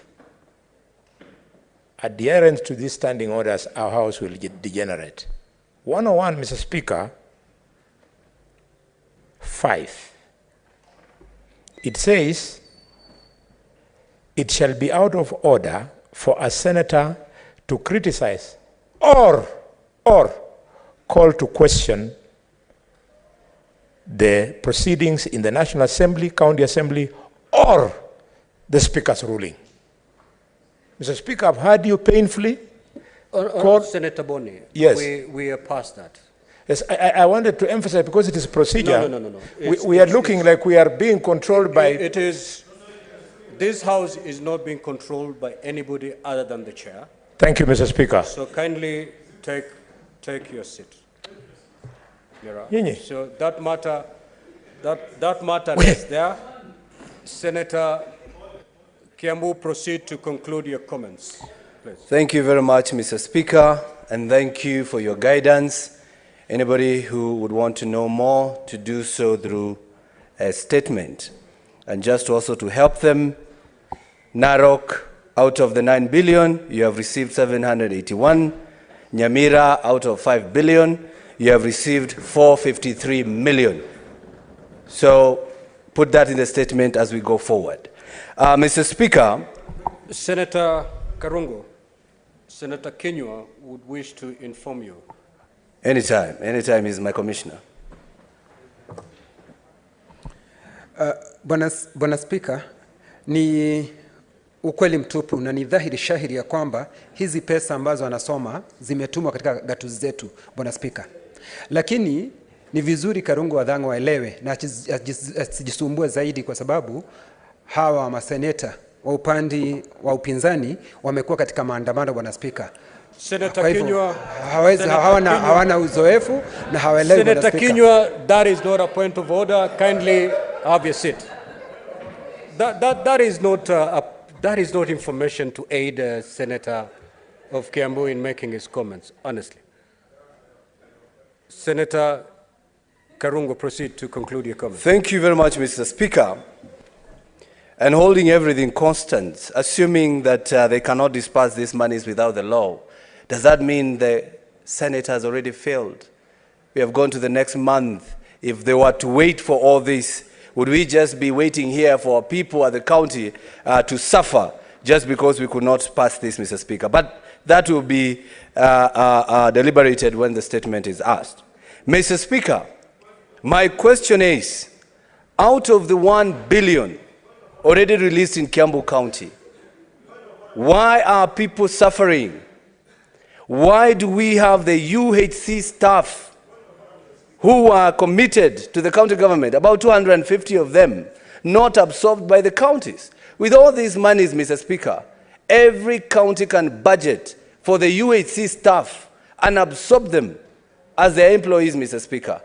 UHC staff are suffering because they are paid about 50,000, and if you have a certificate, you are paid 40,000. Yet your counterpart, who is employed by the government, is paid about 70,000. We need to fight this inequality, Mr. Speaker, and it can only be done once this money has been disbursed and the counties have done the budget to factor these health workers, Mr. Speaker. Mr. Speaker, the national government is building about 181 markets, and 72 out of all those have already been advertised for tendering, Mr. Speaker. It is sad to note that in Kiambu County, there is one such market which is already completed, called Githurai Market. And for almost 1 year, it has not been occupied. Reason, the county government is not able to allocate people. It is collecting money from the people or from amambogas for them to be allocated as stand within that market, Mr. Speaker. I believe any county that loves its people will always prioritize their people and give them places to uplift them economically, Mr. Speaker. Mr. Speaker, I'm speaking here today, and the reason I'm talking about Kiambu County is because I have everything about Kiambu on my fingertips. And we should be talking here every time, and we support each other instead of fighting each other, Mr. Speaker, because we do not understand what my people are going through, yet money has been dispersed, Mr. Speaker. And when such governors are invited at the SIPA committee, they are given leeway, Mr. Speaker. They ask for a month, they are given. They ask for another month, they are given.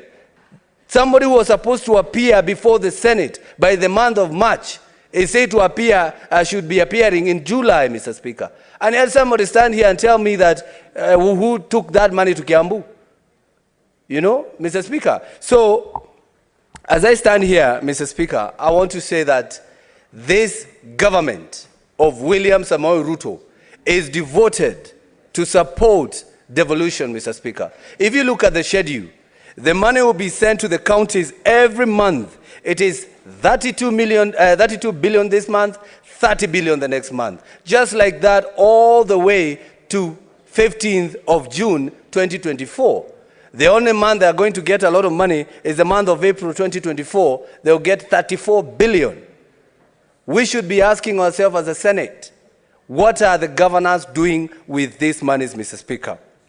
Mr. Speaker, I heard Senator Catherine, she's here, saying about the feeding of children in Nairobi in primary school is a national government rather than a county government exercise.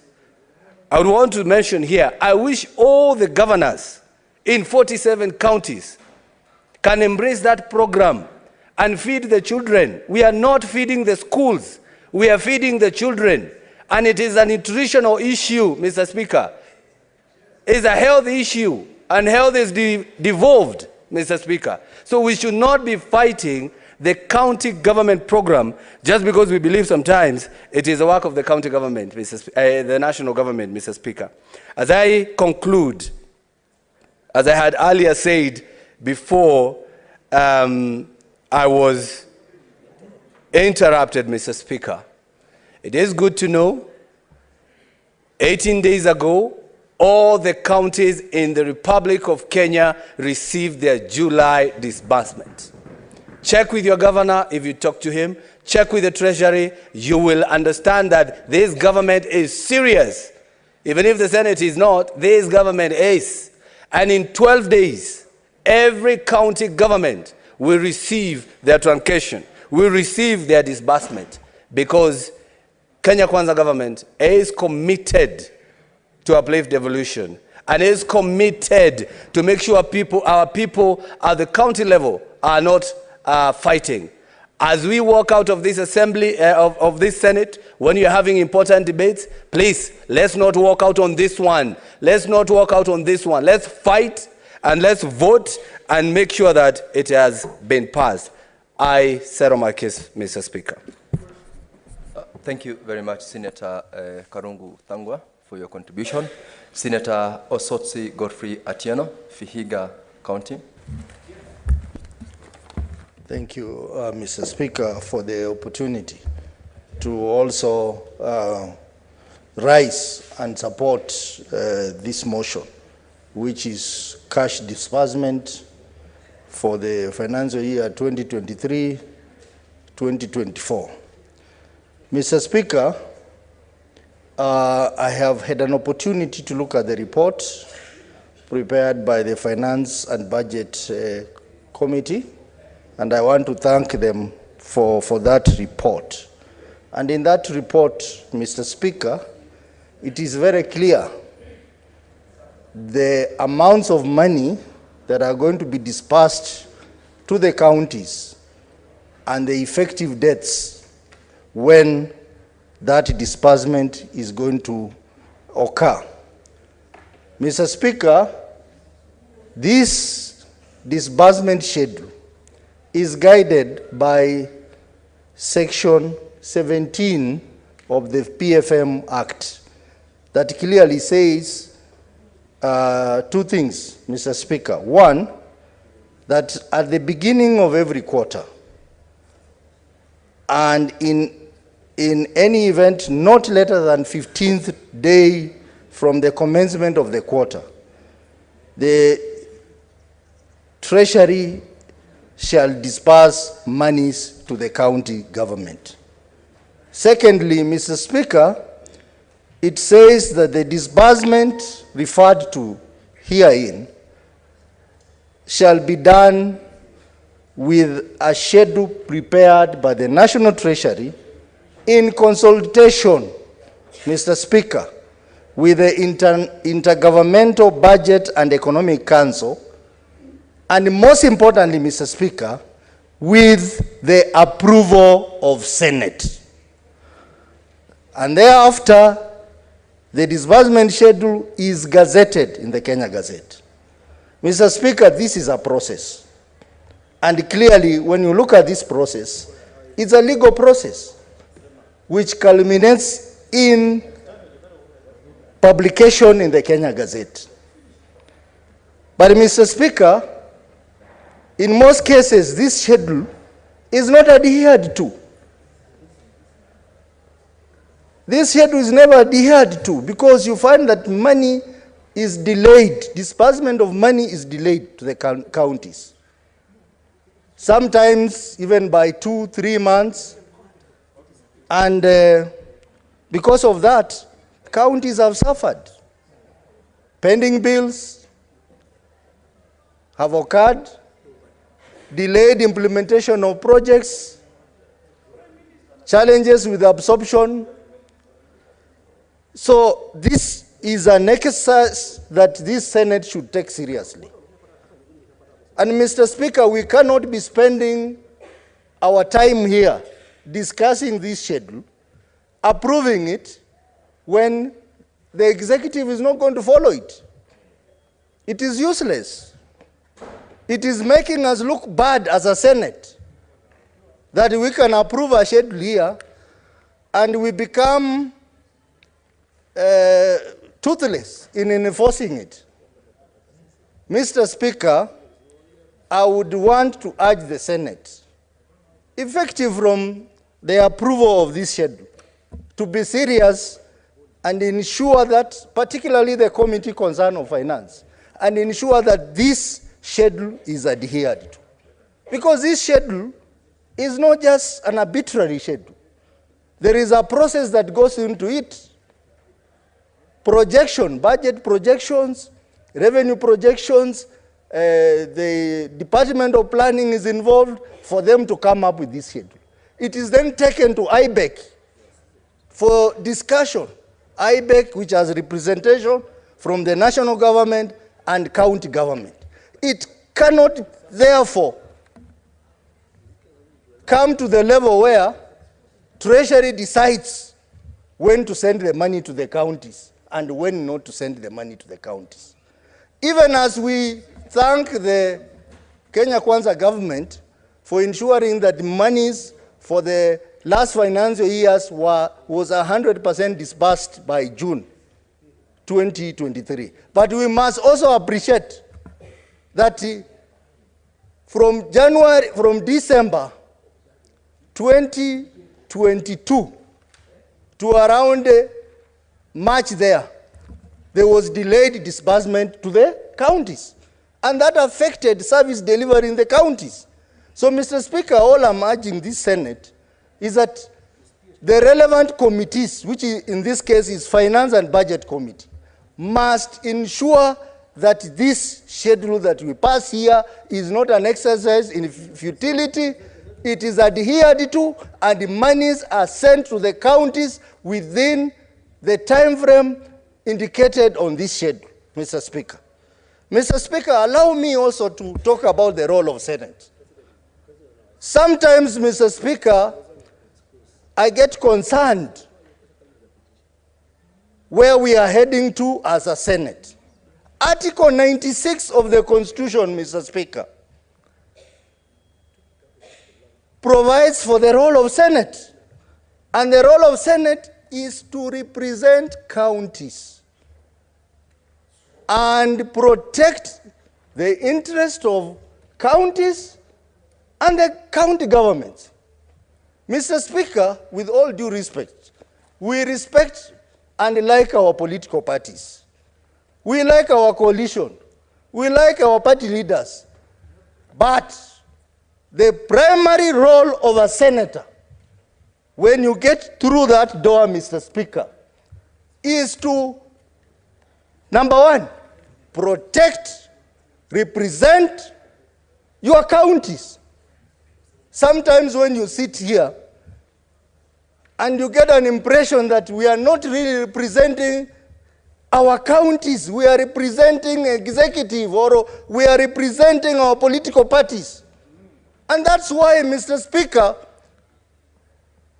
when we were given an opportunity to increase money that goes into our counties to 407, it was very disappointing that this Senate rejected the money and went for a lower figure. That is a fact. And Mr. Speaker, in the next few days, we will all be going to Eldoret for devolution conference. What message is the Senate going to say in that devolution conference? When we denied our counties more money, we may argue and say we gave them an extra 15 billion. Yes, but we had an opportunity to make it higher than 15 billion to 407. Mr. Speaker, it's very disappointing. We must sit down and ask ourselves, are we doing justice to our counties? So my colleagues, I want to argue, and Senator Khalwale,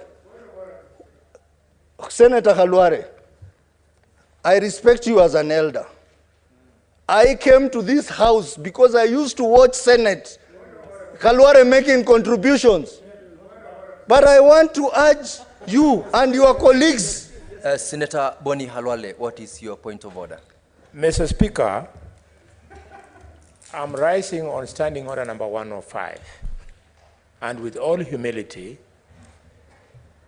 the Constitution says the money that will be disbursed to the devolved governments should not be less than 15%. Mr. Speaker, when we increased by 15 billion, we actually met the threshold by giving 24% of the last audited account. is the senator in order, or is he ignorant of the fact that 24% is way above 15%, and therefore is he in order to impute improper motives to the Senator of Kakamega when he knows very well that we met the constitutional threshold?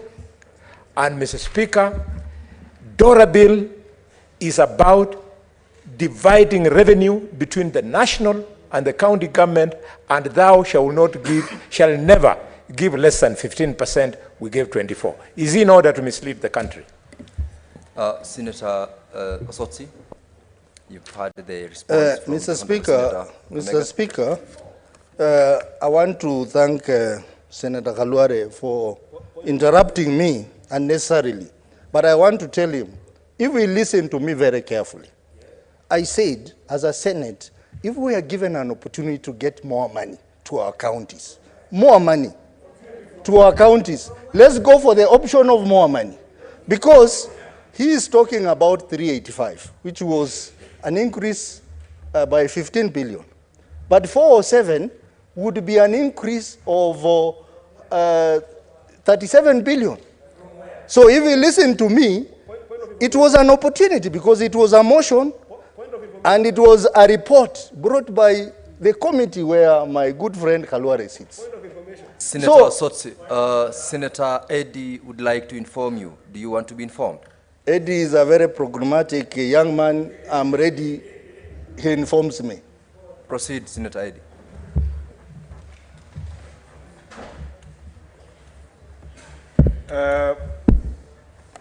Senator, I wanted to inform Senator Osotsi that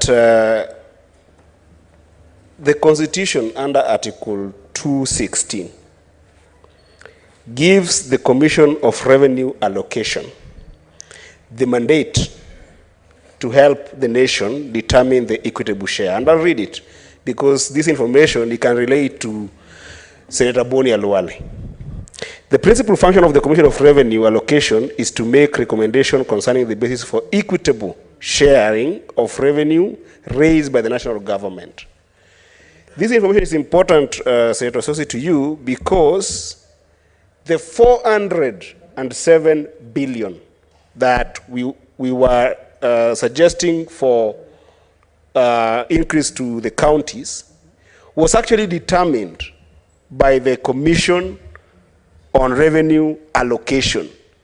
And that's a fact, and they advised the committee of this House, called this Committee on Finance and Budget, with clear indications of where those money were going to come from. You have made your point, Senator Eddie. Okay, I'm just finishing. So the money your point of order was to inform. You have informed Senator Osotsi. Thank you, Mr. Speaker. Thank you. Thank you, Senator Eddie. Actually, CRA is the one that came up with the 407. And the CRA is a constitutional commission in this country. Mr. Speaker, before I was interrupted, I was trying to emphasize the significance of Article 96, that this Senate, when called upon on any matter on this floor, our first priority should be our counties. Our first priority should never be whether you are executive or you are not in the executive. Should be our counties. And we have seen some drawback to devolution. We have seen a conversation that, for example, Mr. Speaker, that primary health care functions like community health volunteers are now wanting to be taken over by the national government. What is the health committee doing about it? Regardless of whether you are in government or not, something has to be done about it. And many other cases, issues of housing, which is under my good friend Senator Thangwa as a chairperson. What are we doing about it?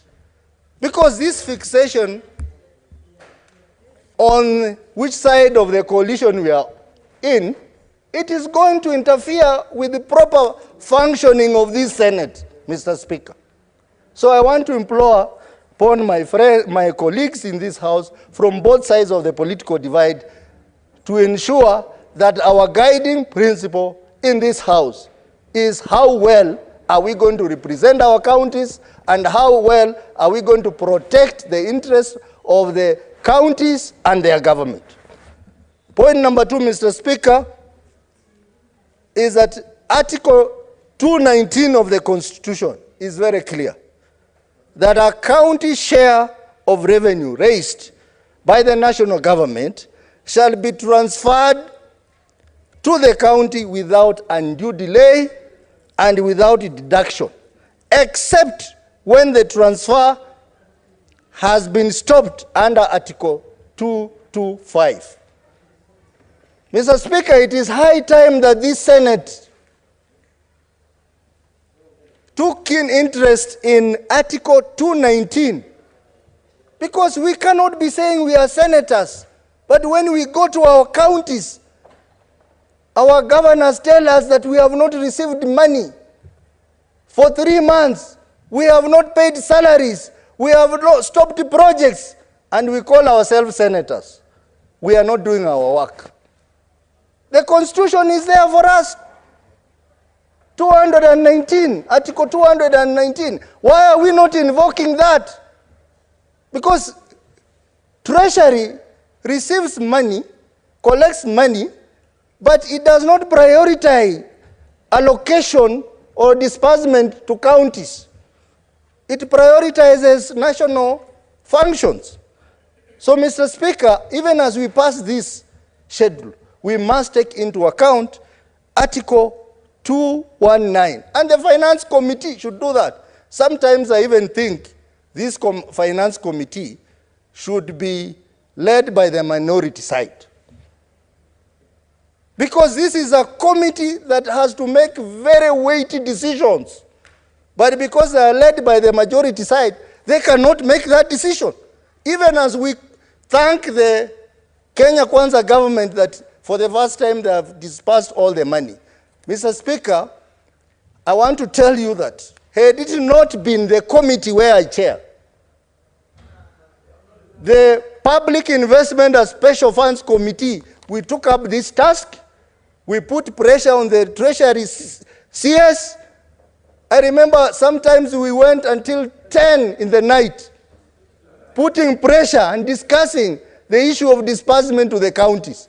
So we want the Finance Committee, please up your game.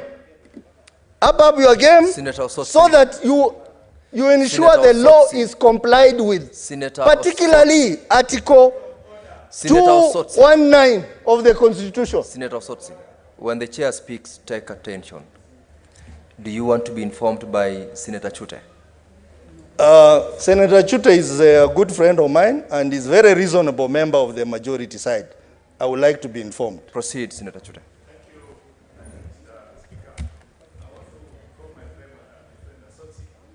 The mic.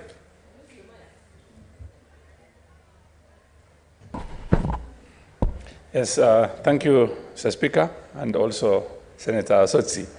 I want to inform him that the Kenya Kwanza, he says, for the first time, the Kenya Kwanza government has sent the money. I want to inform him that this is the first, even as you know, we've not gotten our first budget. So what we are trying to do is the mess that was created before. We said, no, we have to send money to the county, and that is what we have done, and that is the first time we are doing it. So this is the first time for this government. Don't say, for the first time we did it. It is what we have done now. It is what is supposed to be done by the handshake government. So when you say congratulations to us, thank you very much for saying that, but please kindly be informed that this is not our budget. It is a handshake budget. Thank you very much. Senator Sotsi, kindly wind up also. Mr. Speaker, you know, that is what I alluded to earlier about the role of senators, particularly Article 96 of the Constitution, that we are here to talk about our counties. I said that the money has been disbursed by 30th of June, 100%, yes. But Mr. Speaker also said that it's not that there was no delay. There was a delay.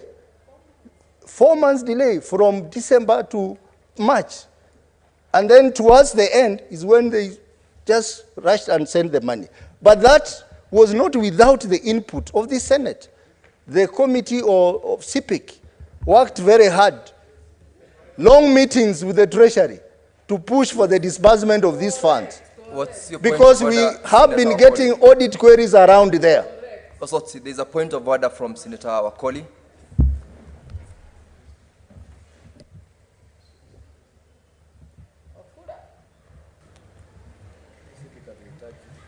Senator, proceed. Mheshimiwa Spika, kanuni 105. Lazima Mheshimiwa Senator wajibike kwa matamshi yake. Sisi kama maseneta na viongozi wa Kenya Kwanza tulikula kiapo kufanya kazi kwa mujibu wa katiba na kuhakikisha ugatuzi unafanya kazi. Hawezi kujilimbikizia heko kwamba kama si wao kaunti zetu hazingepata pesa. Hiki ni kinaya, na sisi kama wengi katika serikali tuna vikao na Mheshimiwa Rais. Haya ndio masuala sisi ujadili, kusukuma ajenda ya maendeleo ya gatuzi zetu. Sasa naomba usiwe wa kujipiga upatu, kwa sababu hata hapa kwenye jumba la Senate wengi wenu hampo.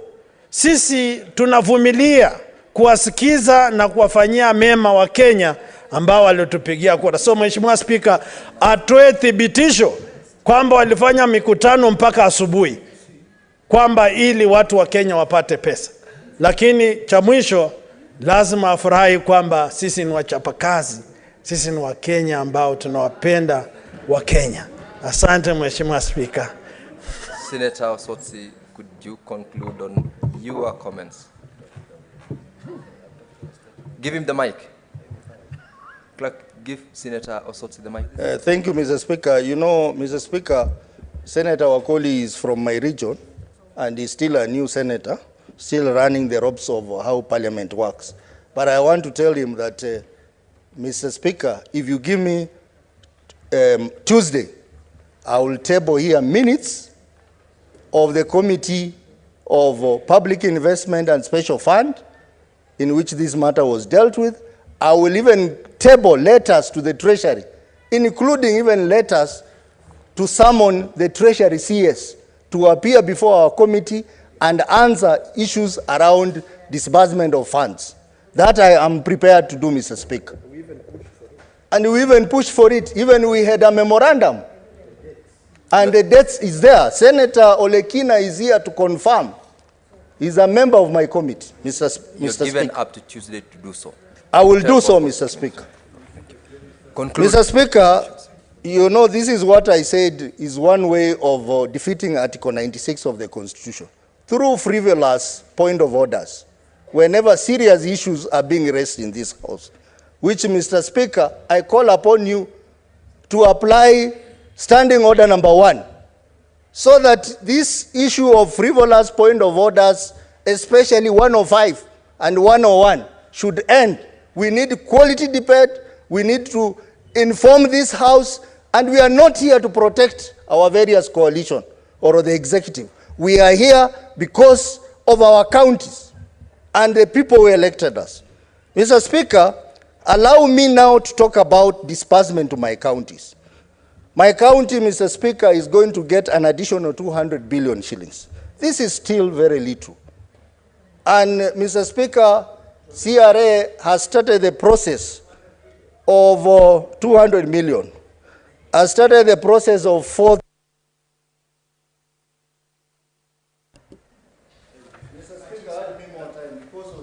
Senator Osotsi, your time is up. Senator Osotsi, kindly take your seat. I've got a communication to make from the chair. Honorable Senators, in the public gallery, we have 63 students accompanied by 4 teachers from Lona Laboso Girls Secondary School in Bomet County who are in the Senate on an education tour. Honorable Senators, in our usual tradition of receiving and welcoming visitors to Parliament, I extend a warm welcome to them, and on behalf of the Senate and on my own behalf, wish them a fruitful visit. I thank you. Members, this is an institution from the county that I represent, and I'll call upon Senator Olekina to welcome them on behalf of yours truly. Mr. Speaker, I thank you very much. Let me welcome the students from Lona Loboso Secondary School. Mr. Speaker, this is a very, very special school. I remember I went there with the late governor to campaign, but not really to campaign, but to do a fundraiser for the school. It is an amazing school, and I want to tell the students that the lady who the school was named after had a vision. The sister also came in, had a vision to support you. You've now come to the Senate to see the kind of work that we're doing here. When we debate, we are debating not because of our own interest, but because of the interests of future generations.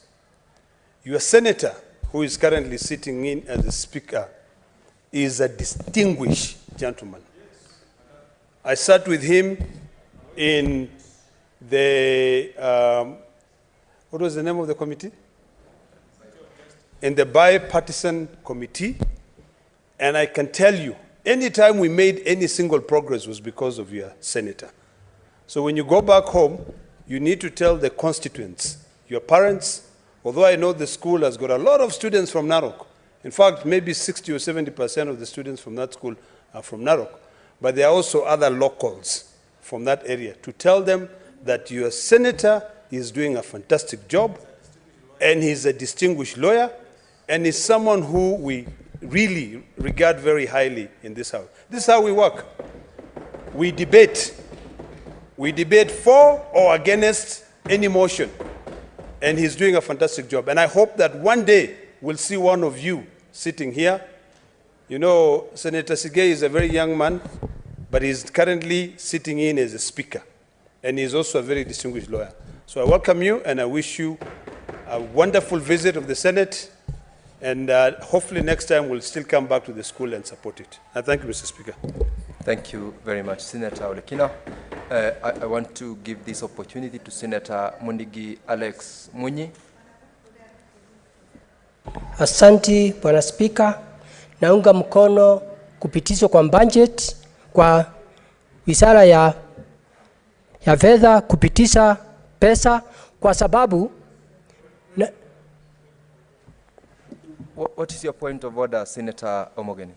Mr. Speaker, you have heard my good friend, Senator Mundigi, a very good friend of mine, saying, you know, in his opening remarks that he supports this motion that wants to pass the budget.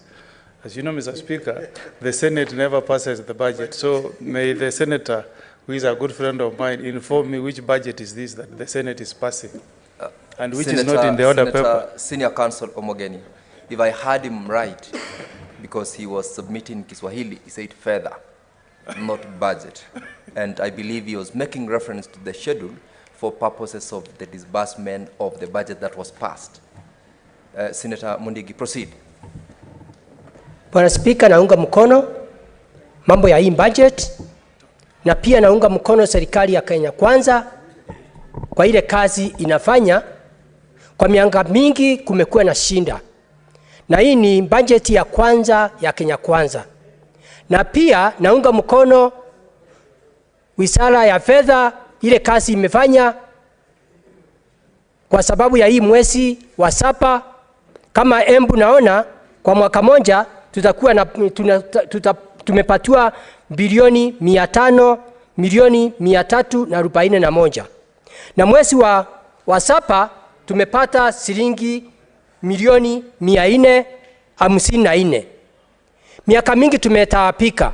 Nataka niseme naunga mkono kwa sababu sasa hakutakuwa na ndeni, kila mwezi inaonekana mpango inaendelea vizuri. Mnajua ya kwamba kaunti zetu siko na shinda ya mambo ya elimu, mambo ya agriculture, mambo ya pia ya mijengo, tunataka hata maji ya kilimo. Kwa hivyo mimi naunga mkono. Nashangaa sana na kushtuka kusikia watu wengine wakisema tulipitisha pesa kidogo. Na mnajua ukweli, wakati tulikuwa nafanya hii mambo yote nyinyi hamkuwa katika kikao hiki, mlikuwa mmeenda kutupa mawe. Kwa hivyo nataka nimwambie sasa sio wakati wa kuleta vita, ni wakati wa kwenda kuangalia sasa kaunti zetu, mangavana wetu wanafanya kazi namna gani. Kwa sababu pia nataka niseme kama tuko na agano na wewe ya shilingi milioni 10 na mimi nikuje nikwambie niko na shinda unipatie milioni 1, sioni makosa na kupatia hiyo pesa, kwa sababu utarundisha ama itakuwa namna gani. Bora tu si kupatia pesa yote. Kwa hivyo mimi naunga mkono hii mambo iendelee vizuri, na pia naunga serikali ya Kenya Kwanza mkono, kwa pia inaonekana ni ya mpango na kila mwezi tutakuwa napata pesa, kwa hivyo hakutakuwa na madeni. Asante Bwana Speaker. Senator Mugeni Eric Okongo.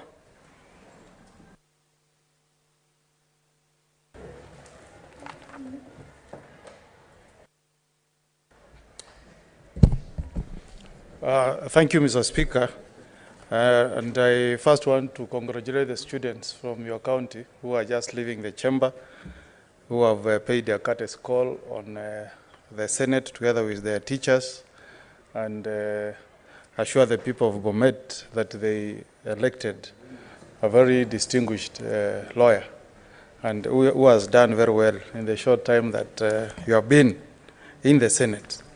Mr. Speaker, I rise to support the motion on the floor on the cash disbursement schedule, and I wish to first thank the Committee of Finance, chaired by the Senator for Mandera, Captain Ali, who I must say, chair, has distinguished himself as a very committed chair of finance, and who has brought his experience as a governor to be extremely beneficial to the debates of this House, and especially the reports that we debate.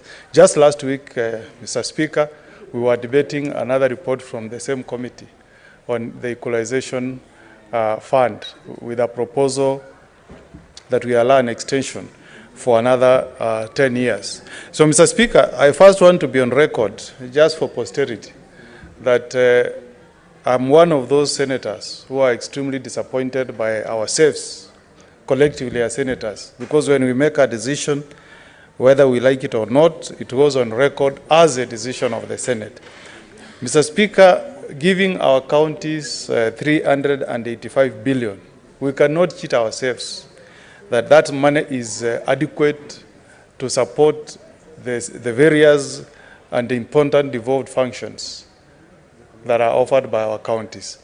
So whether we want to make it look like it's a political debate, it's not a political debate, Mr. Speaker.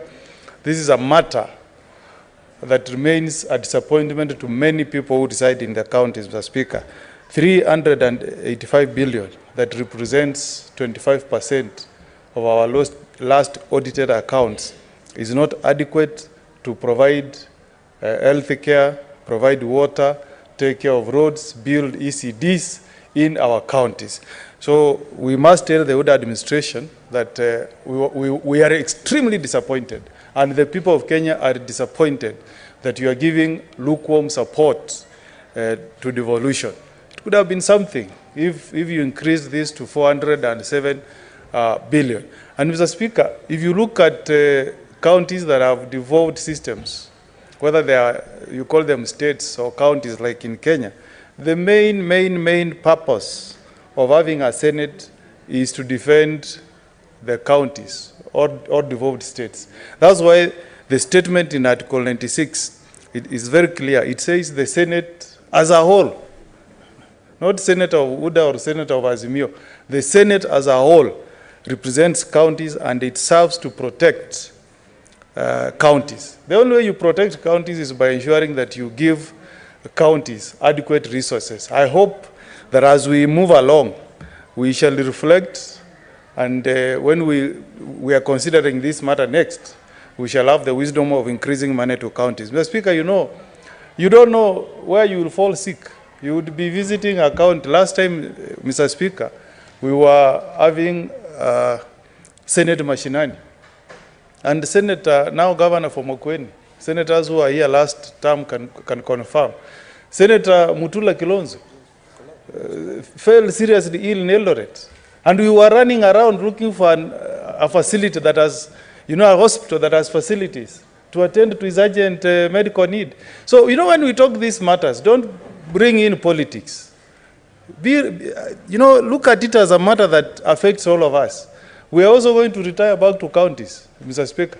When I go to Nyamira on a weekend, I don't know when I will fall sick.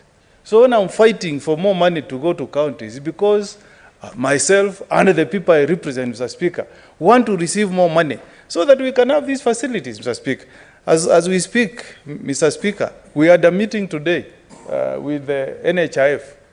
And because our hospitals are not adequately, resourced, our county hospitals, they don't have the facilities, the expertise.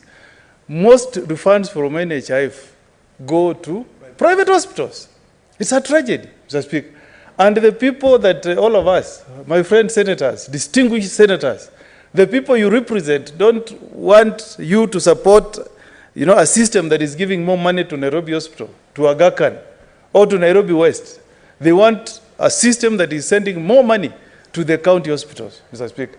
And even these developed countries, even if you go to Britain, the UHS, the money that the government spends is to ensure that facilities in public hospitals are functional, consultants and those hospitals, so that the citizens of those countries can receive adequate treatment in those facilities. I hope, Mr. Speaker, going forward, we will audit these services. This has been a debate since devolution. Every successive government, Mr. Speaker. You go to agriculture, Mr. Speaker, the Ministry of Agriculture, just for policy, has got more money. Look at what you are getting here for fertilizer subsidy. And this is, I wish the Senator for Nandi was here. This is money we are supposed to give to the county of Nandi so that our food security is taken care of. We need to give more money to fertilizer subsidy, other than policy. We have heard about policy since independence, Mr. Speaker. What we need now is money to go to counties so that our farmers can be supported by county government so that we have good food security. Mr. Speaker, I'm a bit sad with the way we are approaching this idea of industrial parks. Mr. Speaker, the idea behind industrial parks was that we'll have something like an aggregation of centers, Mr. Speaker, whereby we can gain from the economies of scale, Mr. Speaker, whereby maybe the region of Mutembei, the region of Kisumu County, Migori County, Kisii County, even my neighbor, Kericho County, will all have an industrial center in Nyamira. And Nyamira had been picked as the one representing the entire of that region. But what I'm seeing, Mr. Speaker, on this county disbursement schedule is that we have broken this money into a few million shillings, which we are giving to 18 counties. Let me ask this question to our government of the day. What can 250 million do to build an industrial park, Mr. Speaker? It will do nothing, absolutely nothing. And I want the advisors, the economic advisors, because we are speaking here as the people's representatives, the people who are advising the president, they should reconsider this idea of picking 18 counties and then you give them 250 million and you tell them to contribute another 10%, which is 25 million. Mr. Speaker, you will set up no industry, especially the kind of industries we are looking at, manufacturing industries, chemical plant industries and the likes. It cannot work. And another requirement, Mr. Speaker, and this is what the leaders, we as elected leaders of Nyamira, whether it's UDA, Azimio, this is what we all agreed in Nyamira. There is no way you will actualize an industrial park in Nyamira at Sironga Center if you don't set an airport. That's what the Ethiopians did. The Ethiopian government started by creating airports in areas where they wanted to set up industrial park. And they got support from World Bank. Then put in millions of dollars to set up those industrial parks. They have like one, not the 47 that we, okay, let's say 18, not the 18 that we want to create. Then from there, Mr. Speaker, that region can grow to become a center. And what we are looking at is a situation where Senator Thabita here goes to a shopping hardware in Nairobi, and he gets, a panga made in Nyamira Industrial Park in a shop.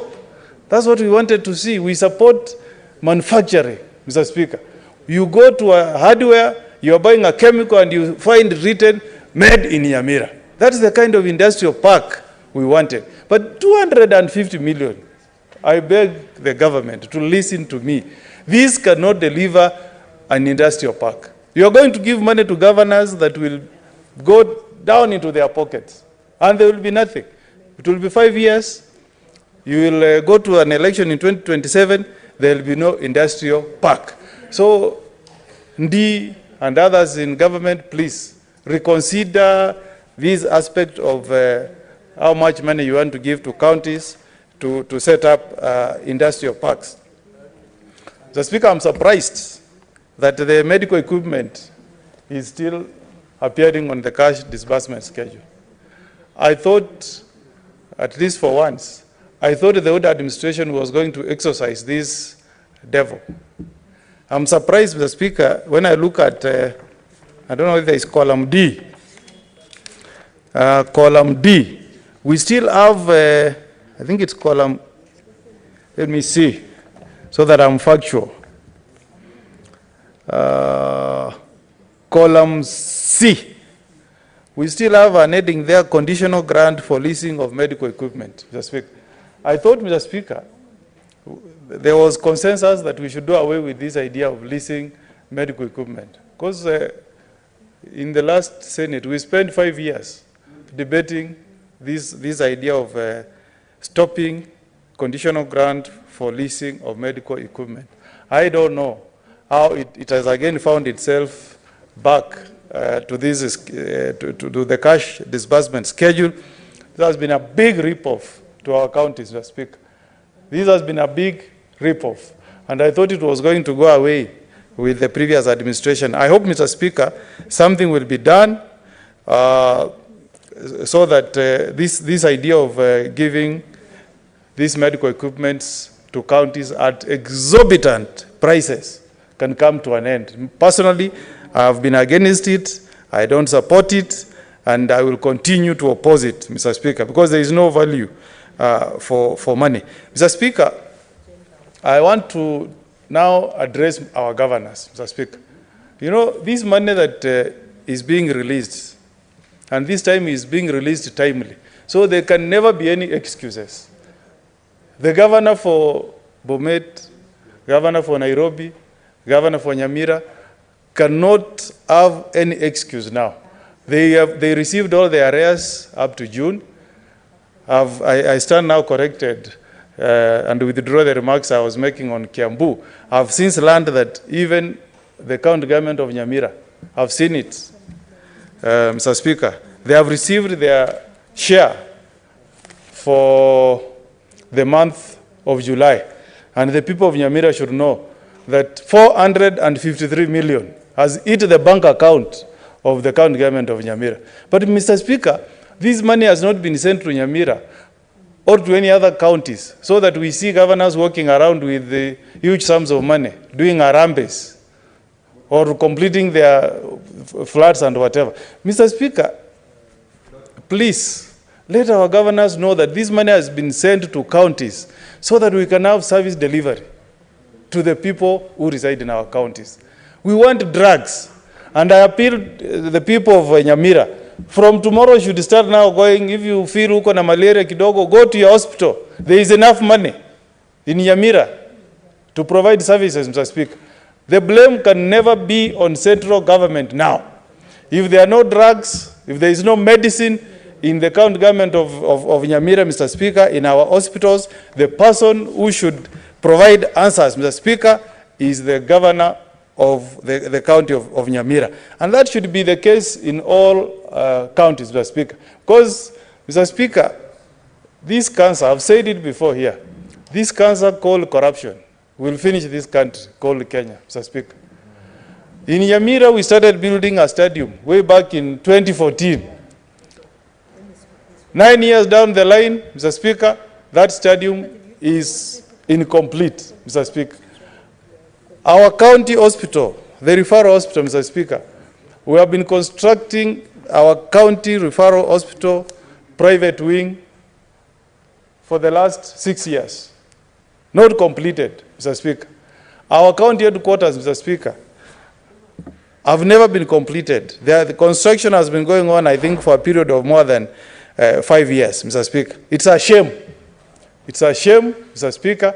I hope that when we get a new director of public prosecutions, because the interviews are ongoing, Mr. Speaker, and I hope that committee will pick the most competent person.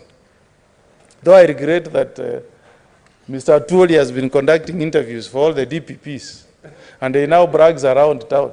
He says, you know, I'm a very special person. I was abusing RUTO, but he has now appointed me to be the one picking DPP for him. I hope we can look at that law, Mr. Speaker. We cannot have the same person being a fixture in an interview panel for an important position like that of our DPP.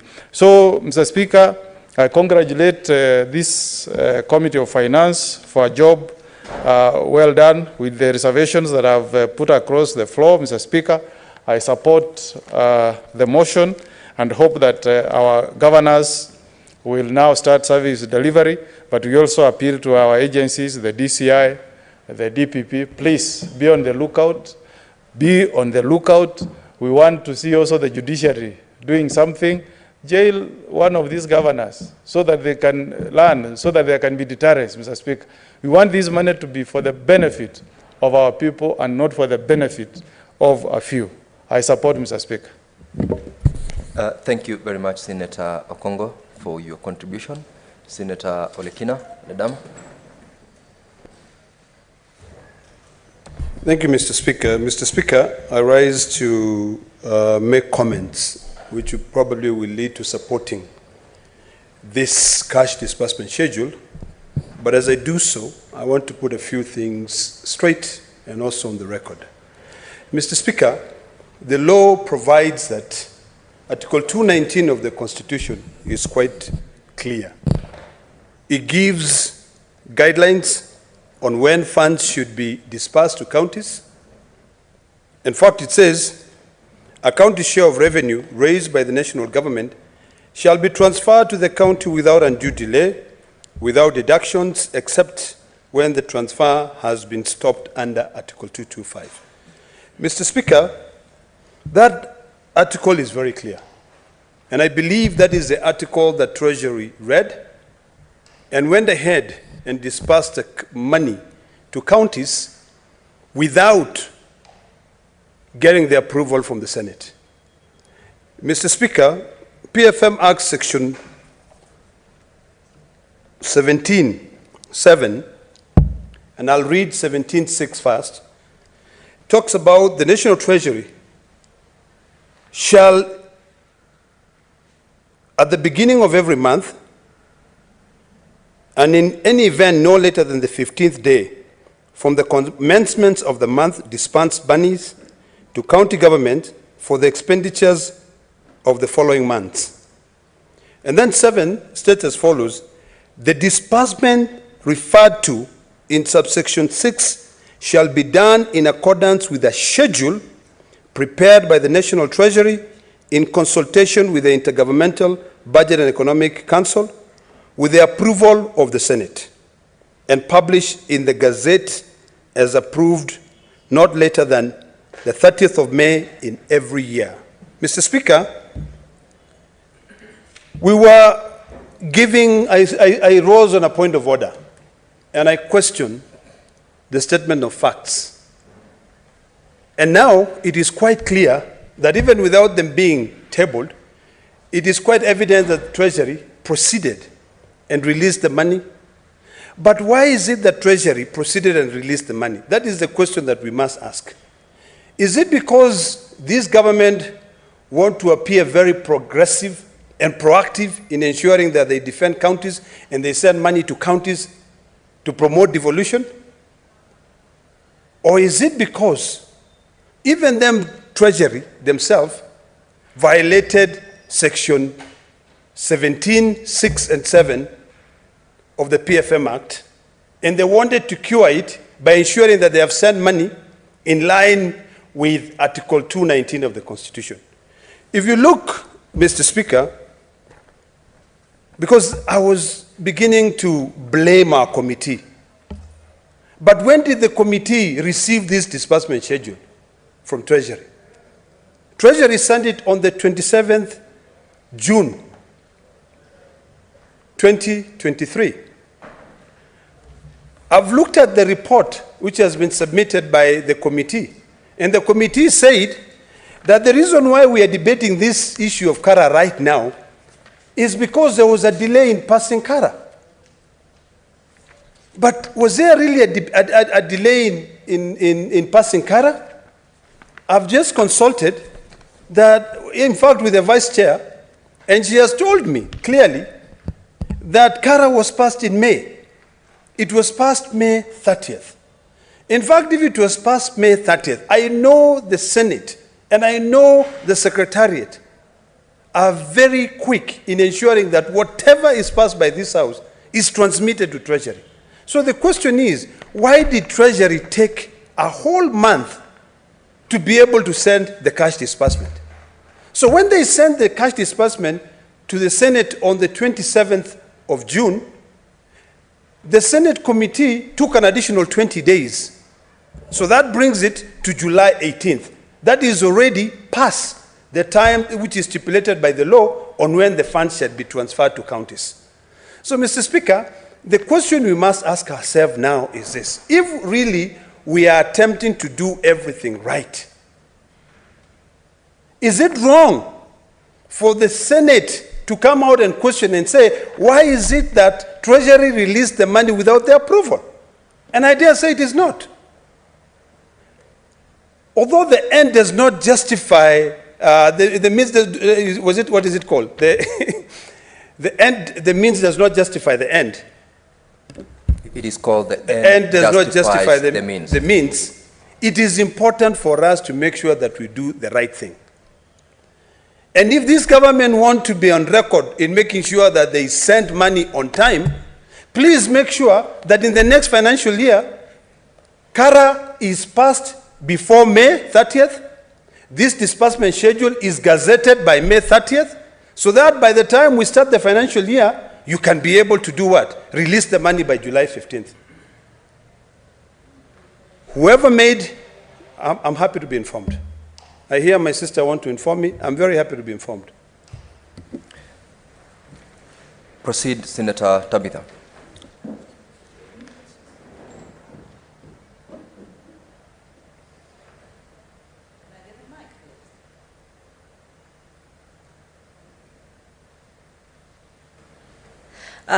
Thank you, Mr. Speaker. It's normally rare, for me to do a point of information, especially to one senior member leader, none other than Senator Olekina.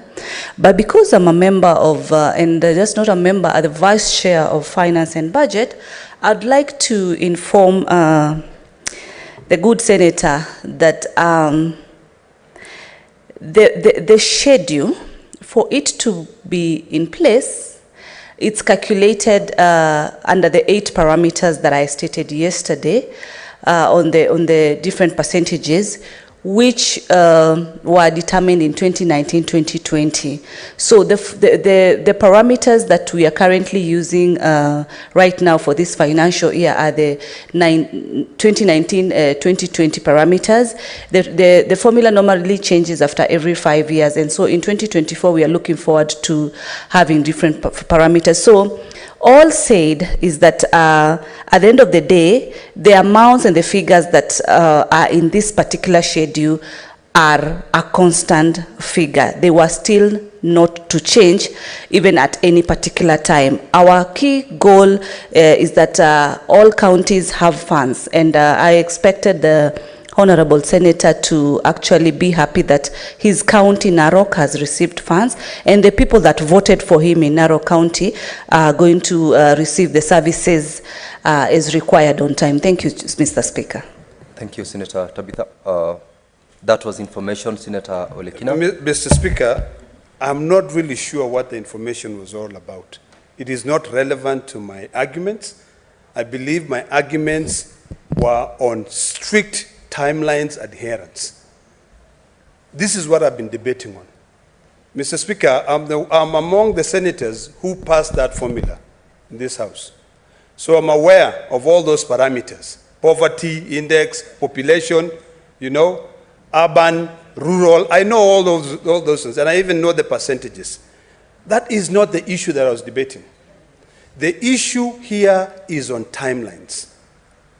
Let us not appear, because I called the PS of Treasury to be able to confirm that the money has actually been sent to my county, because I follow to ensure the money is sent to my counties. And why do I do that? I do that because I know there are contractors who have been crying on a daily basis. I know that there are people who have committed suicide because counties have not paid them their money. So I wanted to make sure that by the time I call my governor, I want to make sure that any contractor who calls me and tells me my money has not been paid, I can be able to call the governor and say, please call that person because you've received the money. The issue that we must now ask ourselves is, when we violate the law because money has been sent to counties without our approval, did we just pass these laws? Did we pass the PFM Act and put in section 17, 6 and 7, just to be mere, words in the law? Or are they supposed to have a meaning? The issue is this: the Finance Committee has a duty to ensure that Treasury submits the schedules on time. The Finance Committee has a duty to ensure that before May 30th, we have passed CARA. We passed DORA way back in April. Why did we dilly-dally? Why does it take 20 days for the Finance Committee to table this on the floor of the House? Why does it take a month for Treasury to be able to give us a schedule for us to go through it, debate it, and approve it? These are questions that we should be asking. So it is not right that we are now passing the law which has already been overtaken by events. The Constitution is very clear. If this matter had not been, if the timeline have not been prescribed, then we can look at Article 259, subsection 8 of the Constitution. But in this case, it is quite clear that the timelines are there, and we must adhere to those timelines. Mr. Speaker, as I support this schedule, albeit with a lot of reservations on how we are applying the rule of law, I also want to speak to governors. The money that we sent from the Senate, although it's very little money, with these economic times, very difficult economic times, I want to plead with you to make sure that you absorb that money. When I spoke to Treasury today, Treasury said to me, we have a serious problem. We have released monies to counties, but all that money is still lying in central bank. County governments are not absorbing that money. Yet when we go to all our counties, you'll find that our hospitals do not have drugs. When you go to our counties, you'll find that the feeder roads are dilapidated. We talk about having a bumper harvest in some parts of Kenya, not all parts. The drought is now creeping in. In Masai land, we are now busy moving cows because the drought is creeping in. But even the roads that we are using to move our cows, they are dilapidated. Yet we have sent the money. I want to request county governors, now that this treasury has behaved and they have sent you all your allocation for the last financial year, they have gone ahead in violation of the law and sent you the money for your July, and I believe hopefully we can be able to finish this process within by next week.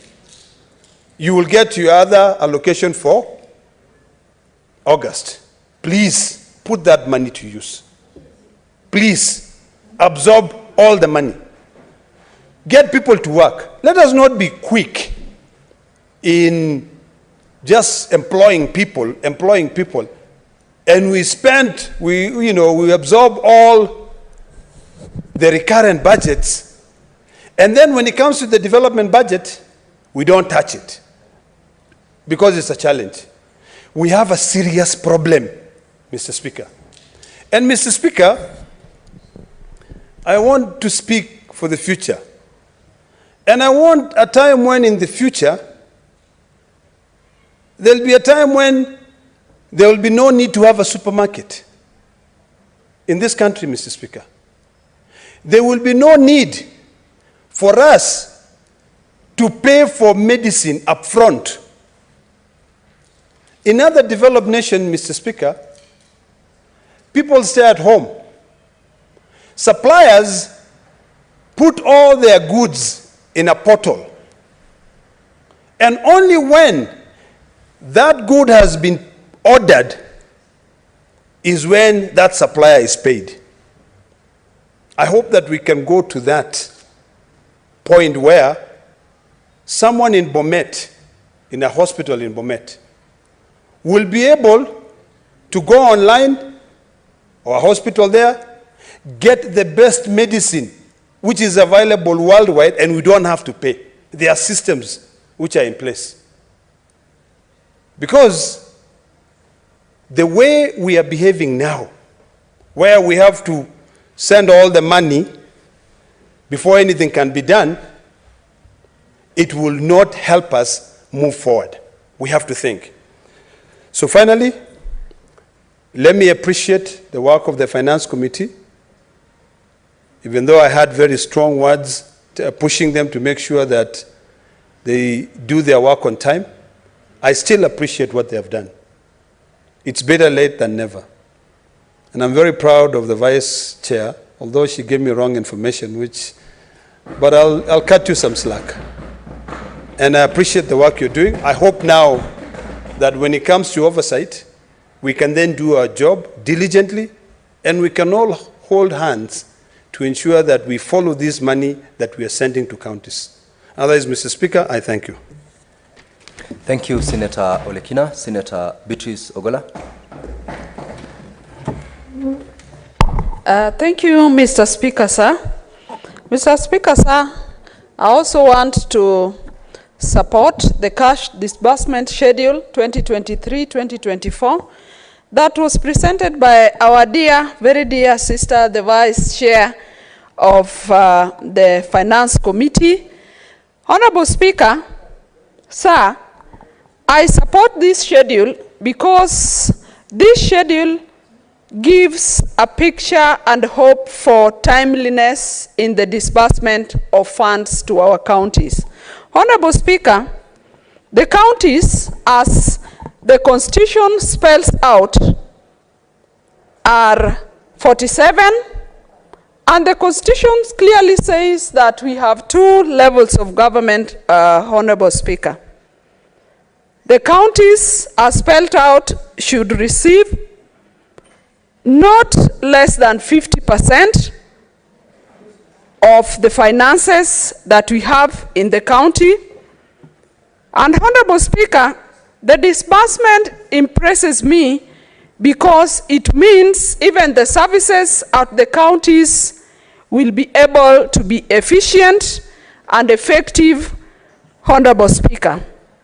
Honorable Speaker, some of the critical services that our counties offer are health, water, roads, amongst so many functions that the counties have. And Honorable Speaker, there are times we are pained as leaders, and especially as senators, that at times in our hostels, the hostels lack drugs, and the hostels lack the right infrastructure that would serve our people at the counties. Honorable Speaker, water is also critical. Both the development of water infrastructure and the distribution of water to our people at the counties. We also have a critical function in roads, and with roads, Honorable Speaker, we are talking about access to services once roads are constructed in the counties. Honorable Speaker, roads not only provide access in terms of transport, but with access of transport, Honorable Speaker, we have access to employment, we have access to health, we have access to food, and Honorable Speaker, all these critical services can only be made available when funds are availed to our county for their operations. Honorable Speaker, before I joined the Senate, I worked as a CEC in the county government of Homa Bay. And Honorable Speaker, most of the times, not only then, but even up to just a few months ago, we would see workers in county governments going for months without salaries, Honorable Speaker. And Honorable Speaker, as a worker, when they do not have salaries, it means that their children cannot be in school because the children will be sent out of school. And Honorable Speaker, if they do not have their salaries on time, then it means there's discrimination that the workers receive. And that is why I've impressed, Honorable Speaker, that if the schedule will ensure that there's timeliness in the disbursement of funds and there's timeliness in the offering of services by the counties, then Honorable Speaker, Kenyans will be happy and glad with devolution. Honorable Speaker, in my county too, that is Homa Bay County, and in the municipality of Homa Bay, the town has grown to the extent that the water system of Homa Bay town cannot be sustained because it was long developed. The system is in place, but it is old, it needs rehabilitation, and it can only be done with money. Honorable Speaker, they have even gotten the support of a grant, but Honorable Speaker, that only went to the extent of enhancing the development of the system, but distribution is still lacking. And Honorable Speaker, if we can have money as a county, the governor, Her Excellency Gladys Wanga, is willing and has shown a real interest and real effort in offering good service to the people of Homa Bay. As I talk, Honorable Speaker, the governor is upscaling the health system. The governor has finished the project that was left halfway by the predecessor, and that is a good indication to us as leaders and as to the people of Homa Bay. Honorable Speaker, here we have senators who have been bringing into discussion that they have governors who do not finish projects that their predecessors have. But even at the completion of these services that my governor has been struggling to do, you can only do it with money, Honorable Speaker. So I'm happy that if this disbursement, other than it being provided by the Finance Committee, Honorable Speaker, I pray that disbursement will also be done in a timely manner. Honorable Speaker, we saw in the last few months when counties lacked funds for a number of times. And Honorable Speaker, I was surprised on the floor that senators were excited that all monies that were pending were sent to the counties by the end of the financial year, that is July. Honorable Speaker, that is not a new phenomenon. In the last years I've been working in the county, that has been the practice by Treasury.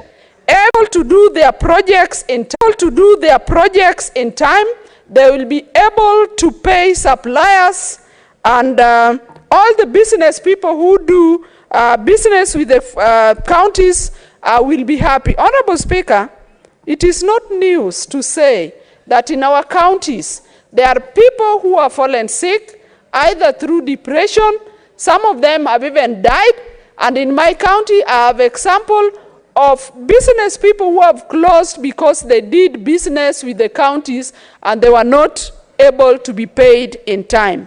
And that is why I support this cash disbursement schedule, that if it can enhance the disbursement of funds to the counties, then we will have devolution running as expected. Honorable Speaker, I must however mention some of the challenges we have noticed or we continue to notice with disbursement of funds. One of the major challenges the counties have is with the controller of budget. There's something that we continue to mention, that the counties continue to fly to Nairobi, to travel to Nairobi, just to get approval of the controller of budget. Honorable Speaker, it is challenging that the controller of budget has even devolved offices of the controller in each county. And that is why we wonder why counties have to line up in Nairobi. Some of them, we are told, even stay up to 1 week, just spending time following up on approvals by the controller of budget. That is an area that the committee must look at.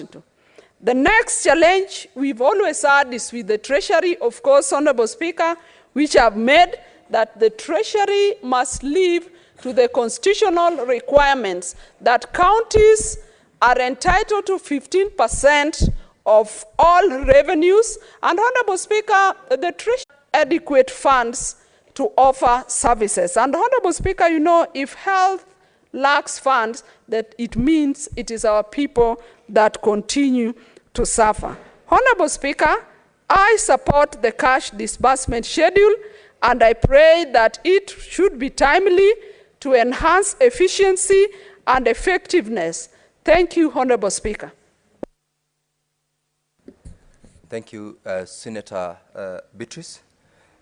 Honorable members, there seem to be no more member wishing to contribute to this debate, and I'll ask the mover to proceed to reply.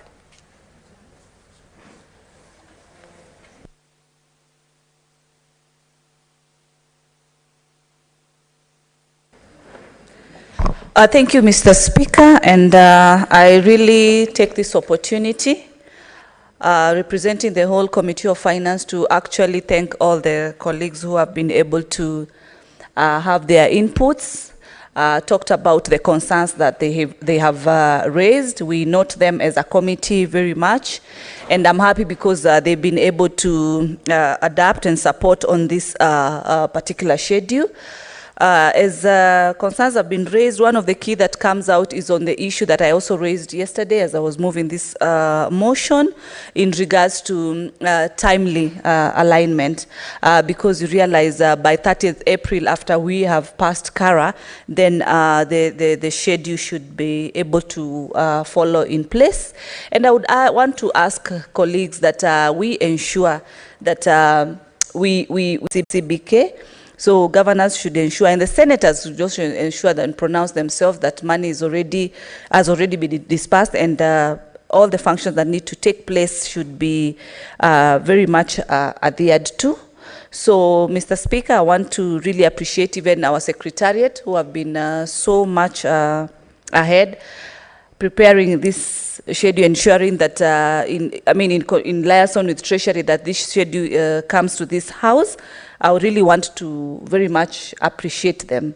So moving forward, we believe that matters in terms of the pending bills, they're going to be sorted, the pending projects are going to be completed. We've discussed even on matters of school feeding programs that we are asking the county governments to be able to execute, and many other functions that the county governments should be able to do. Right now, as we speak, there should not be any excuse in regards to deliverables by the governors in the different counties, because as a Senate, we've ensured that we passed DORA on time. We increased from 370 to 385. At the same time, we've passed CARA. This time, I'm happy that we are concluding on this particular schedule.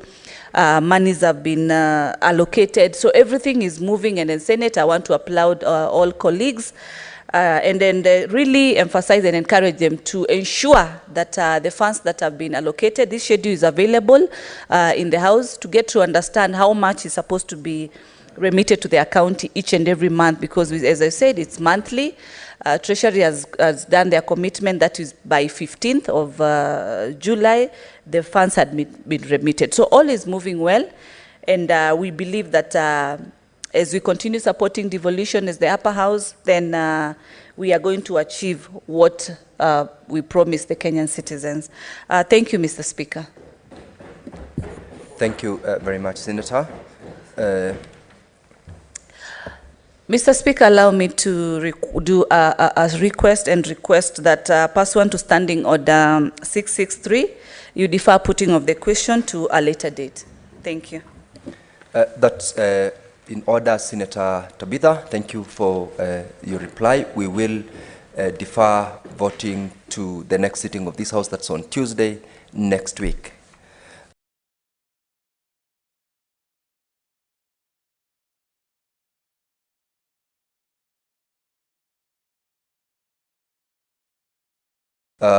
Honorable members, remember we had earlier on rearranged the standing orders, the order paper, and I would like to call upon the clerk to call out the next order. Order number 8, the County Government's Amendment Bill, Senate Bills number 25 of 2023, first reading. A bill for an act of parliament to amend the County Governments Act to increase the threshold for removal of a member of a county executive committee and for connected purposes. Next order.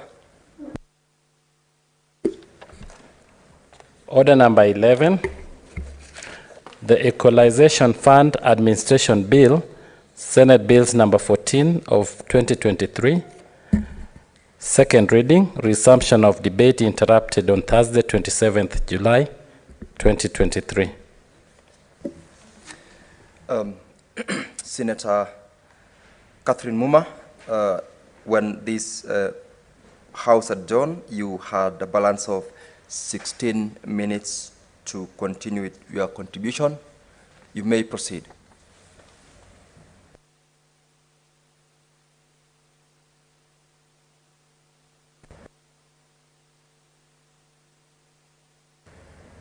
Thank you, Mr. Speaker.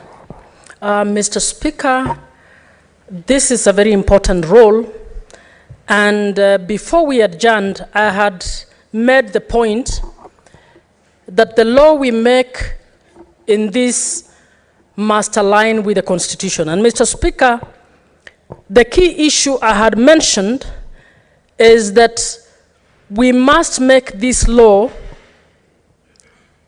in a manner that reflects our responsibility in Article 96, knowing that the Senate's role is to represent counties and to protect the interests of counties.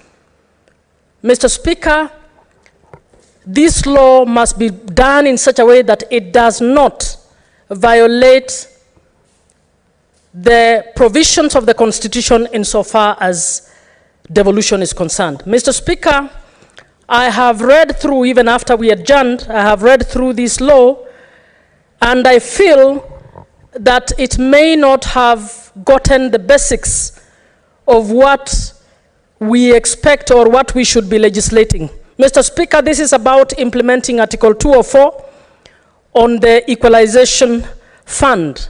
I'd like to repeat that Article 204(2) on the Equalization Fund provides that the Equalization Fund shall be deployed towards basic services, including water, roads, health facilities, and electricity to marginalized areas.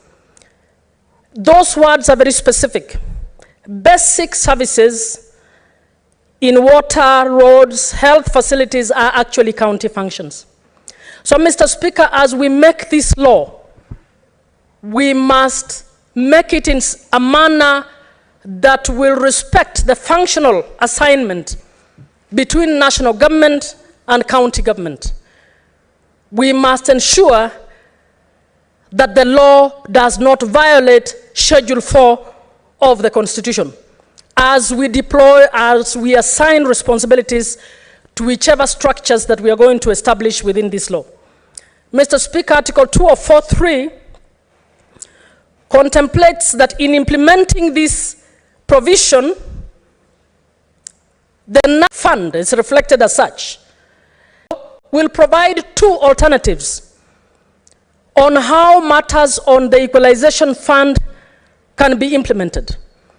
They will have a section that will give an option that if we want national government to implement directly, Mr. Speaker, the requirement of the Constitution is that we must operationalize Article 187 in this law. Article 187 provides how a government at one level can transfer functions to a county at another level to implement those functions. This law has not provided any mechanism that will allow the application of Article 187. Mr. Speaker, in the alternative, Article 204(3)(b) proposes that the funds can be given indirectly as conditional grants to counties. Mr. Speaker, this Senate should have been going for this option. Again, because the functions that we are hoping to deliver are county functions.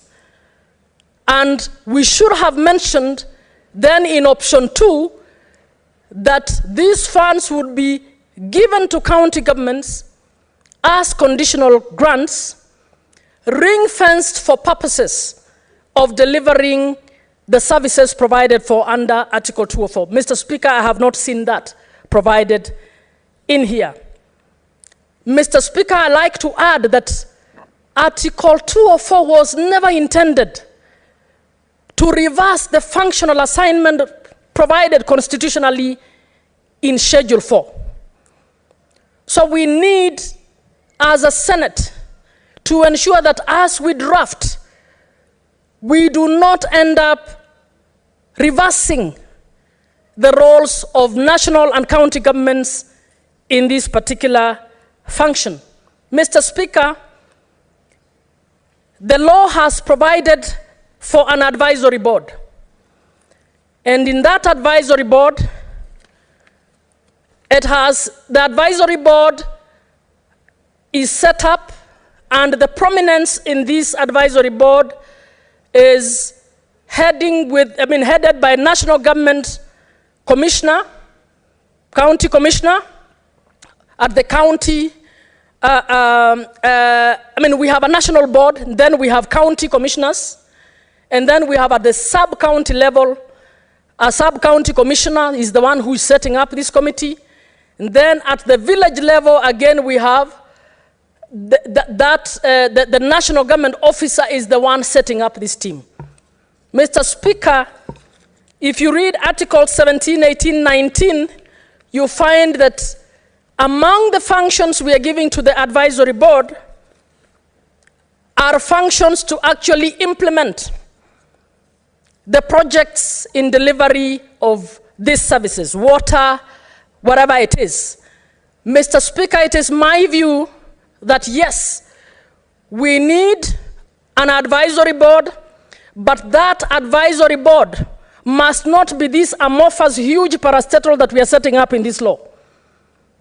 It must be an advisory committee with a lean function, one of working with CRA to determine or to identify the areas that should benefit from the equalization fund. Number two, this advisory board should prepare the schedule of disbursements of funds from the fund to the areas that have been determined. Number three, this advisory board should go further to guide on whether we are going to have one activity each or whether we are going to have a collective of activities. Mr. Speaker, let me demonstrate what I mean. If Tiati area in Baringo is marginalized, it's an area where people have to walk 100 kilometers to find a hospital. They have to walk 50 kilometers to find a school. They don't have roads, they don't have water. It is my view that if we say in one financial year we are putting up a health facility, we will not have had any impact. This committee may very well make the decision that in the next 2 years, the area identified in Tiati is going to put up a level 3, level 2 facility, is going to put up a water infrastructure, is going to put up a school, is going to put up police stations in order for us to be able to say we have lifted this marginalized area and in 2 years we have brought them up. To do this, Mr. Speaker, this law needs to imaginatively then provide a proper chunk of the resources to enable this to happen.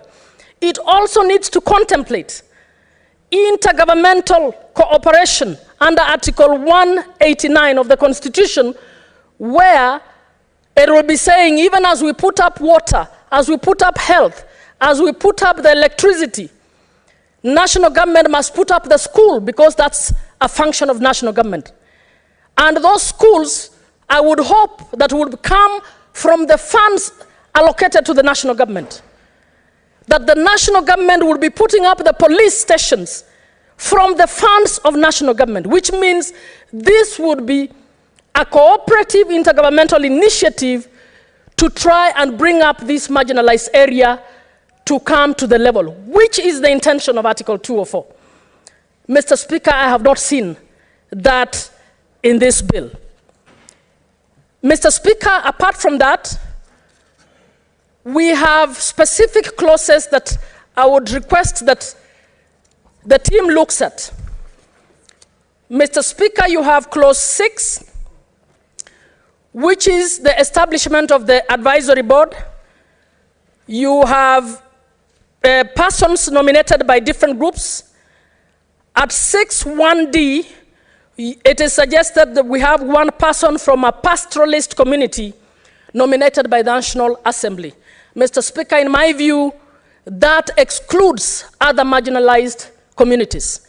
I suggest that that be changed to say one person from a marginalized area, because not all people from marginalized areas are pastoralists.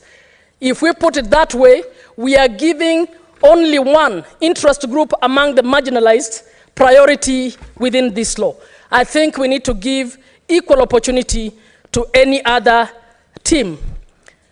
Mr. Speaker, I also wish to suggest that the law clearly tries to make reference to how we will identify the marginalized areas to benefit from this objective, possibly provide a criteria that is objective, Mr. Speaker, because the conversation on 204 has been delayed by conversation that has been more political about who should control the fund rather than how we should deploy this. As a result, we ended up with the fund purportedly being deployed to every constituency when we should have actually identified the truly fully marginalized areas and prioritized them. Mr. Speaker, this law will need to also take into account the fact that this fund was supposed to last 20 years and it has not been operationalized, and I suggest the fund will still be relevant 20 years from when it is being implemented. And I suggest we have a clause that can actually speak to that issues to ensure that the time is extended. Mr. Speaker, I suggest that the clauses establishing many committees purportedly identifying projects recognize that a number of those clauses are clawing away from county functions. There is no way a county can be planning for water and access to health, and somebody else or another structure has been set up that is parallel in the county planning for water and health. That is how we get it wrong. The CIDP planning was intended to be a one planning for that county. So what this county should be telling us, the health needs I have for Baringo County are as follows. They possibly need 20 billion per year, but I'm only receiving 6 billion. Therefore, those particular 3 marginalized areas will continue to be marginalized because I am not getting enough.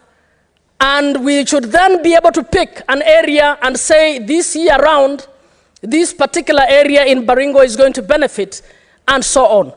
We cannot set up a parallel government structure purportedly implementing county functions in the name of Article 204 in the county. In my view, that is a clawback on the Constitution of Kenya, and as a Senate, I would like to warn, if we pass the law as is, it may very well not work very well for us. There are a number of details, and I'll be happy to, for the members of the committee, I'll be happy to engage with them. I'm looking at the, I'm looking at the, how many more minutes do I have? Only 1 minute. Got 1 minute. Are you sure? Senator. Okay, so I'll be happy to the members of the committee to give my detailed view on some of the clauses. Thank you, Mr. Speaker.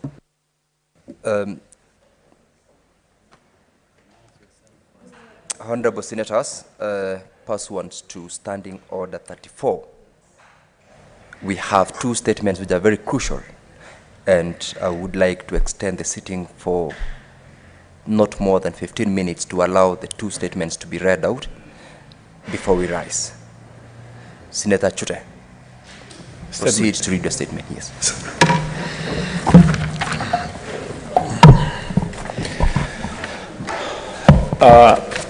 Thank you very much, Honorable Speaker. I'm glad you've added the 15 minutes for this important, very important statement. And now I'll proceed and read my statement. I'm requesting for a statement on the status of electricity connection in Marsabit County. Mr. Speaker, sir, I rise pursuant to Standing Order 53-1 to seek a statement from the Standing Committee on Energy on the status of electricity connections in various parts of Marsabit County. In the statement, the committee should, 1, state plans by the government, if any, to install a power backup generator in Marsabit town to avert the incessant power blackouts in the town. 2, provide an update on the status of electricity connection projects in Loyangalani of Leisami's constituency, disclosing whether the project was tendered for, who won the bid, the commencement date, and estimated date of completion of the project. 3, provide an update on the status of electricity transmission project from Lake Turkana to Marsabit town, disclosing whether the project was tendered for, who won the bid, the commencement date, and the estimated date of completion of the project. And finally, Mr. Speaker, indicate plans in place, if any, to launch an electricity transmission project from Lake Turkana to Mount Kulal and Kargi areas in Marsabit County, stating the estimated commencement and completion date. Thank you, Mr. Speaker. Senator Chesang.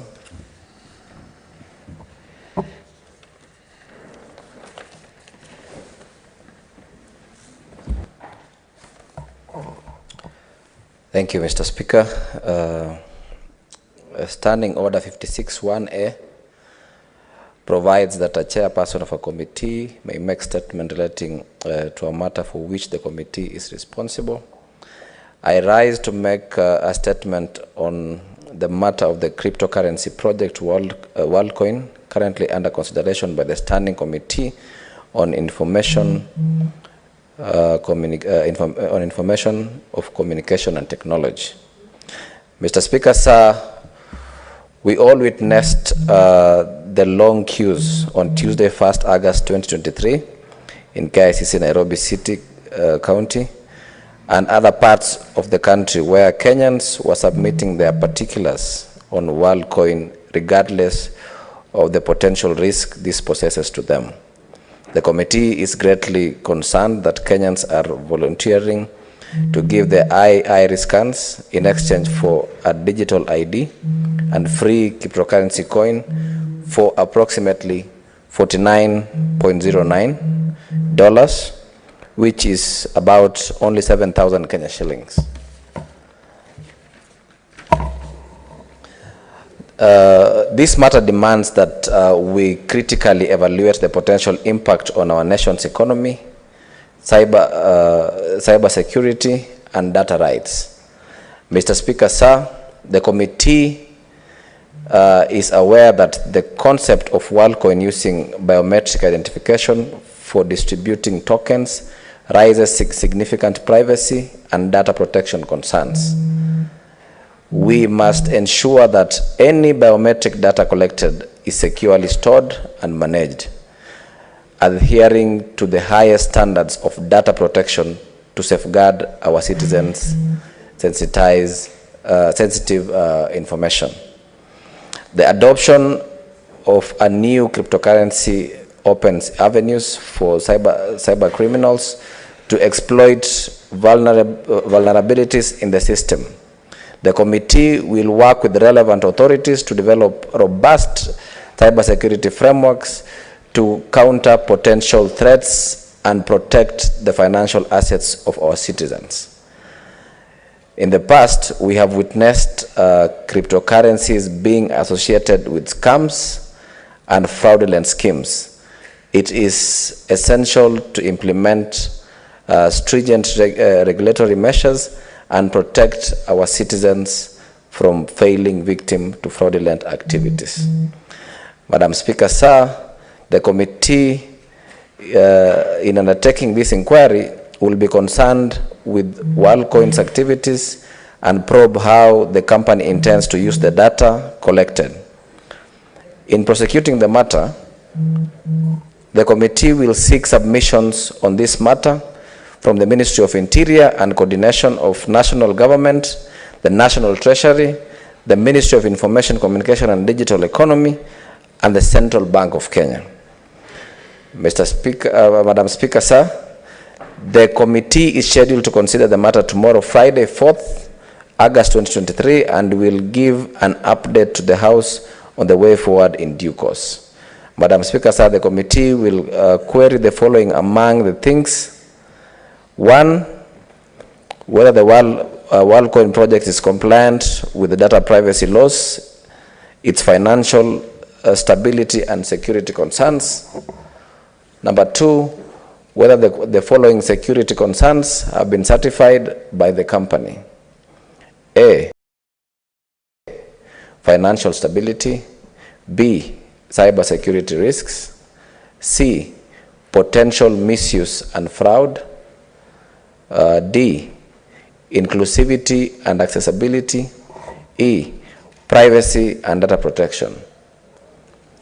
Number 3, the role of Central Bank of Kenya in cryptocurrencies projects.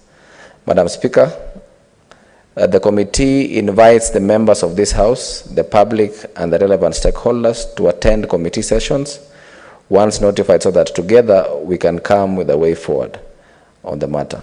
I thank you, Madam Speaker.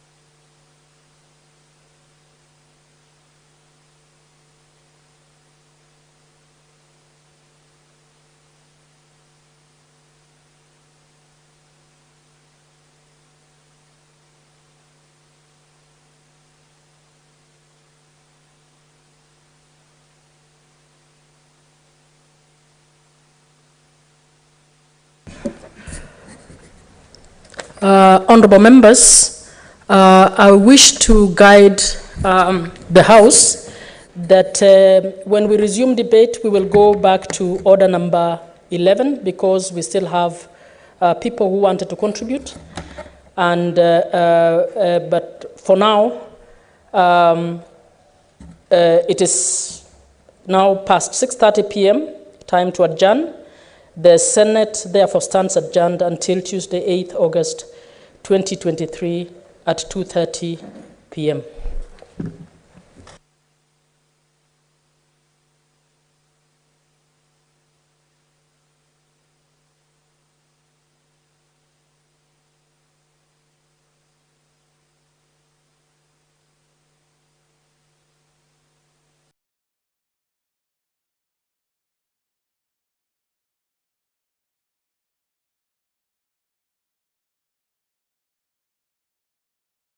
our askaris, so that we know that we train some who are specialized in dealing with this new evolving or mutating fight.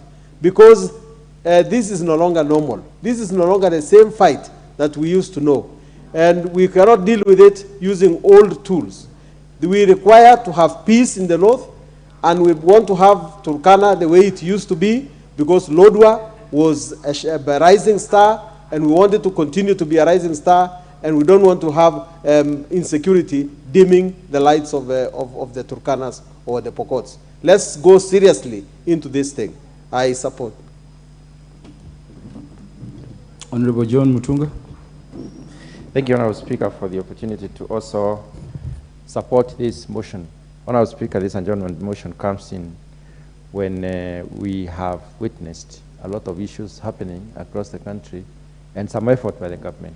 I would like to say that, Honorable Speaker, we need to be more strategic in our efforts, in whatever it is that we are doing to contain deviance and to contain insecurity. Insecurity spreading in any part of the country means Kenya is unsafe. And if any part of Kenya people are dying, we have lost it. We need to do something about it. We are here today speaking about Turkana, Honorable Speaker. And when we explore or dive deep into what it is that is causing this insecurity, we realize that there are many issues that come by, issues of invasion of some kind, issues of trying to scare people away from their localities, issues of trying to steal from the others, and issues of trying to show some form of supremacy.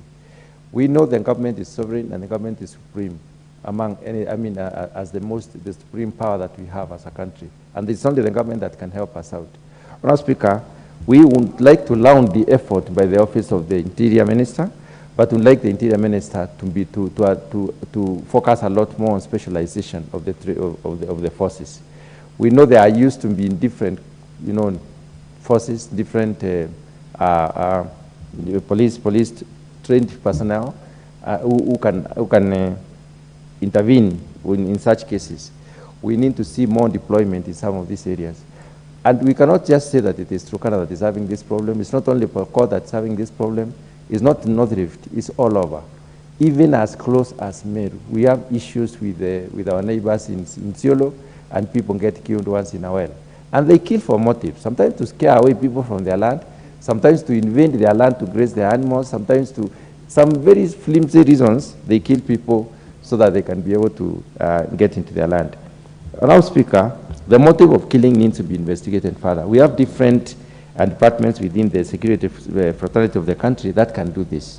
And it needs to be contained. The people of Turkana and the people of Kenya, in all parts of Kenya, need to feel safe that something is happening and something is being done. There has been intentions by the government to disarm the civilians. Disarmament needs to be taken very seriously. To the last man, there has been sometimes some operations where people are, apprehended and the arms are being collected. This exercise needs to be done thoroughly, and it is possible. Our government has capacity to do that, and we call upon the minister concerned and the officers concerned. The police fraternity, even with the support of the armed forces, we need to disarm those who have guns, because guns are the ones that are killing our people. Honourable Speaker, even as we talk about it, we should not forget that the government has an obligation to protect the people. The government has an obligation to make sure that the Kenyans are safe wherever they are.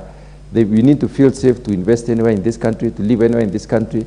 No tribe, no any community in this country should be feeling insecure when they are occupying their surrounding and when they are going about their businesses. We need to support our people to feel secure. And the only way we can do that is to appear, not to just appear to be working, to actually have impact in what we do.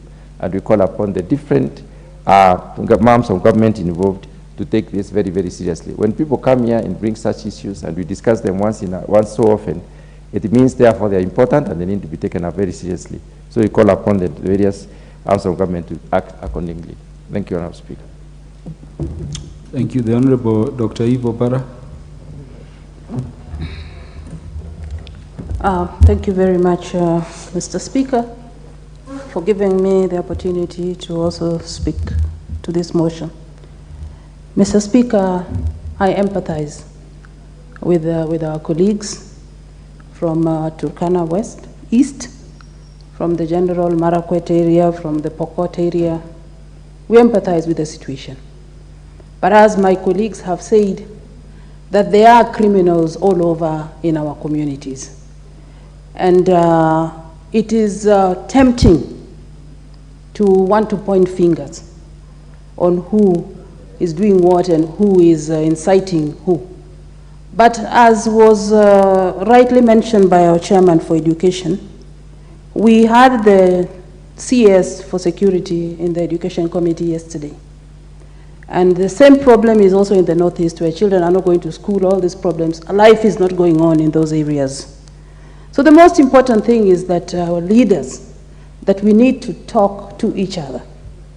And we need to avoid a situation whereby we are pointing fingers and we are blaming each other. We need to learn to coexist with each other. Mr. Speaker, we have criminals everywhere in this Kenya that we speak of. If you talk about your area in Homa Bay town, I'm sure there are criminals there who have been harassing people in the night. If you talk to me in Kabondo Kasipul, we have criminals and we are all trying to work together to contain them. Even within the police force, we have criminals within the police force. We have seen them battering Kenyans for no reason at all. But we must rein them in and call them out. And therefore, I agree with my colleagues that this matter is very, very serious, the security of this country. That as parliamentarians, we need to work together, we need to talk to each other, and we need to call Professor Kindiki, as has been suggested here, to come on a Wednesday, on any Wednesday, and come and address some of the issues and the concerns of the parliamentarians. Let us avoid trying to push our emotions. And I got scared when I saw something, what was happening here, when I saw some of my colleagues really getting it like it is this person and that is why they are not here. They may not be here because of one reason or another. So please, let's avoid that temptation. Let's rise up to the occasion as the representatives of the people. Let's do what we came here to do, to speak on behalf of the people. let the people's voices be heard, and let the security be maintained in Kenya, so that we are not lamenting here with our constituents in the constituency, and then you don't know who now should help who. Thank you very much. And my appreciation to my colleague over there for bringing this motion. Thank you. Thank you very much, Honorable Rindikiri Mugambi. Thank you, Mr. Speaker. Security for every Kenyan is paramount, is well entrenched in our Constitution. Mr. Speaker, I come from a neighborhood where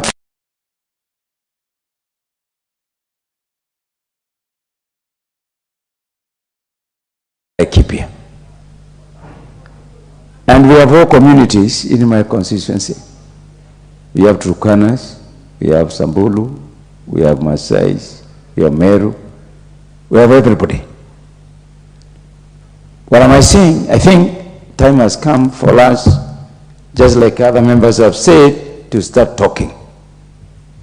One of the initiatives that we have tried to do in our region is to continuously engage our neighbors. Because, Mr. Chairman, Mr. Speaker, sorry, we had a very funny incident. One of our MCAs was killed, and there's only one bullet which was shot, and it aimed at the former MCA. To us, that was not an ordinary cattle rustling. Mr. Speaker, we have organized gangs. There are some with intentions of destabilizing the peace. The others who have made it their business as an economic enterprise. There are others even who are being instigated by us leaders. I concur that leaders must start talking. We cannot leave the issue of security to the security agents alone. We as leaders need to be engaged. We have had a situation where the police are also part of this criminal element, where some police, we are told that they have sold guns because they lacked food.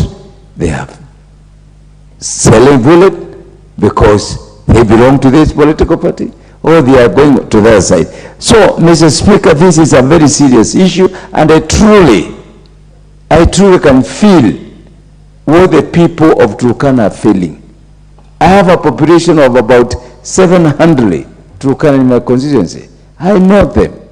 They are those ones who are willing to work hard. Actually, some of the best students that I have in the medical school, they are two twins from Turkana. And therefore, I can feel for the members of parliament. But that said, we have to commend the government for what it has been doing. For a long time, and I beg one more minute, for a long time we have waited for serious things in Takiri to be instituted and the accumulation of things. Let me say this: the government needs to increase equipment, they need to increase personnel, and the item, Mr. Speaker, this House calls upon the government that Inspector General of Police, he has now the independence. Sometimes it's very frustrating for the company secretary, for the company secretary. Honorable Timothy Torotich. Thank you, Honorable Speaker, for giving me this opportunity to present, to submit on this subject matter. Honorable Speaker, I wish to thank my friend from Turkana East, Honorable Nicholas Nixon, for tabling this very, very important motion. Honorable Speaker, I watched with horror as the woman from Turkana was submitting while weeping on this subject matter. It's unfortunate that at this time and age, Honorable Speaker, we are still in this state of insecurity as a country. Honorable Speaker, I happen to come from that part of the region, that is Marakwet West, which borders West Pokot and also the other part of Turkana County.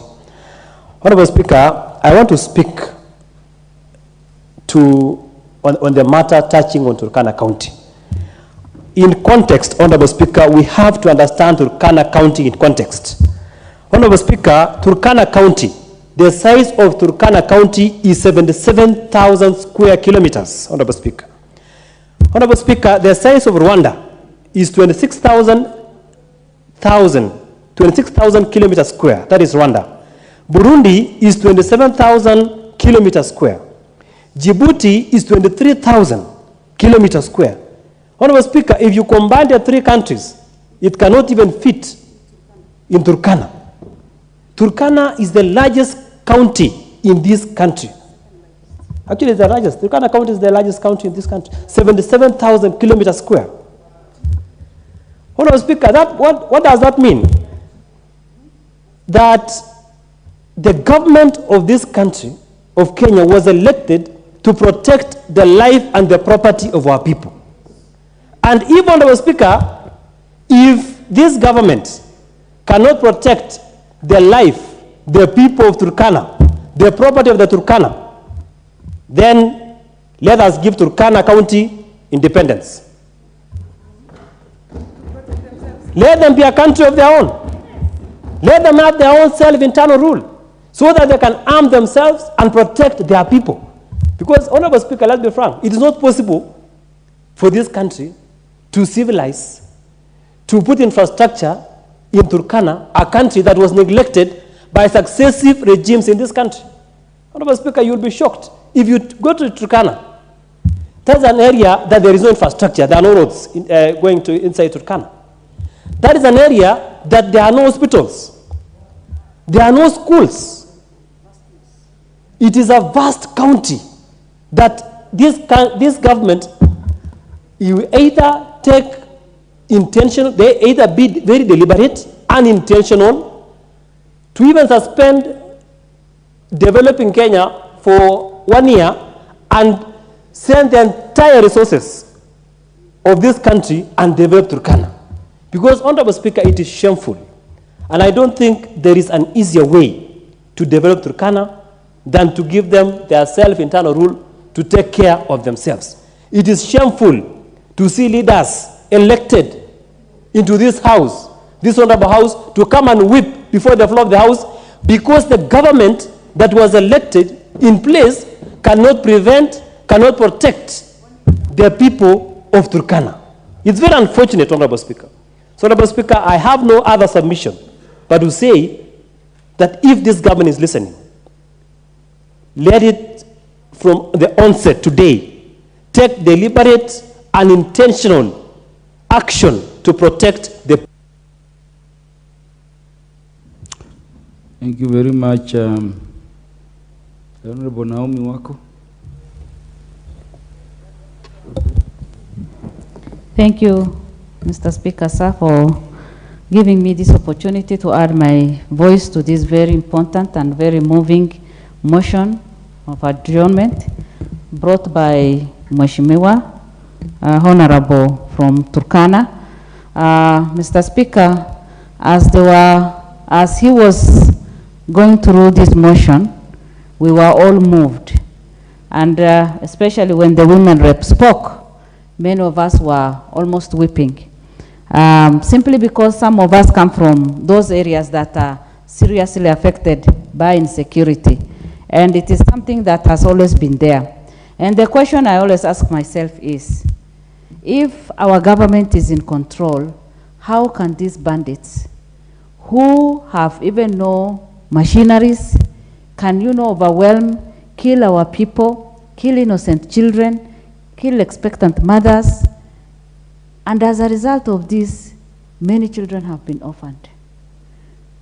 Widows have been created. Poverty level has increased. And yet, we are working very hard to reduce the poverty level of our people. And sometimes when even the bandits attack, they don't even steal the animals. They just come and kill. And the question is, this spirit of killing one another, of shedding innocent blood, is coming from where? And why are we not able to control year in, year out? In the 12th Parliament in Senate, the debate that has always taken place, has most of the time taken place, is on insecurity in Isiolo, in Marsabit, in Maralal, in Samburu, in Turkana, in northeastern Kenya, Garissa, Wajir, Mandera. And many people keep dying every day, every morning, every evening. And it is high time now, Mr. Speaker, for us to call upon our government. The Kenya Kwanza government made a lot of promise to the people of Kenya, including the people in Turkana, including the people in Marsabit, including those people in Wajir and Mandera. And today, we keep reporting. Sometimes we say it is Al-Shabaab who have attacked. Sometimes we say it is bandits who have attacked. It is high time for our government now to tell the people of Kenya, if we cannot, protect them, then we must find a lasting solution. It is the responsibility of any government to protect the life of every Kenyan and its property. But in some parts of this country, you cannot be sure whether you will wake up tomorrow. And so, Professor Kindiki, my good friend, must come again to this house and explain to us what is really happening. And as many have said, it is enough and enough is enough. We've lost many people, we cannot keep crying. We cannot be a lamenting nation. And on this issue of insecurity, we have become a lamenting people and a lamenting nation, because it is like we cannot take care of ourselves and take care of our people. Mr. Speaker, with those few remarks, I support this and I pray that we will find a lasting solution to those who are affected. Thank you. Thank you, Honorable Fatuma Wako. The Honorable Fatuma Mohamed. Thank you, Mr. Speaker, for this opportunity. I send my prayers and mercy to the people of Turkana. Mr. Speaker, the problem is political. The answer can only be political. If you look at the history of Turkana people, they have never voted. They never voted for Kenyatta. They never voted for Moi. They never voted for Kibaki. They never voted for Uhuru. They never voted for RUTO. And they have always voted for Raila. Turkana people, you're being punished, and there's no need of pretending here.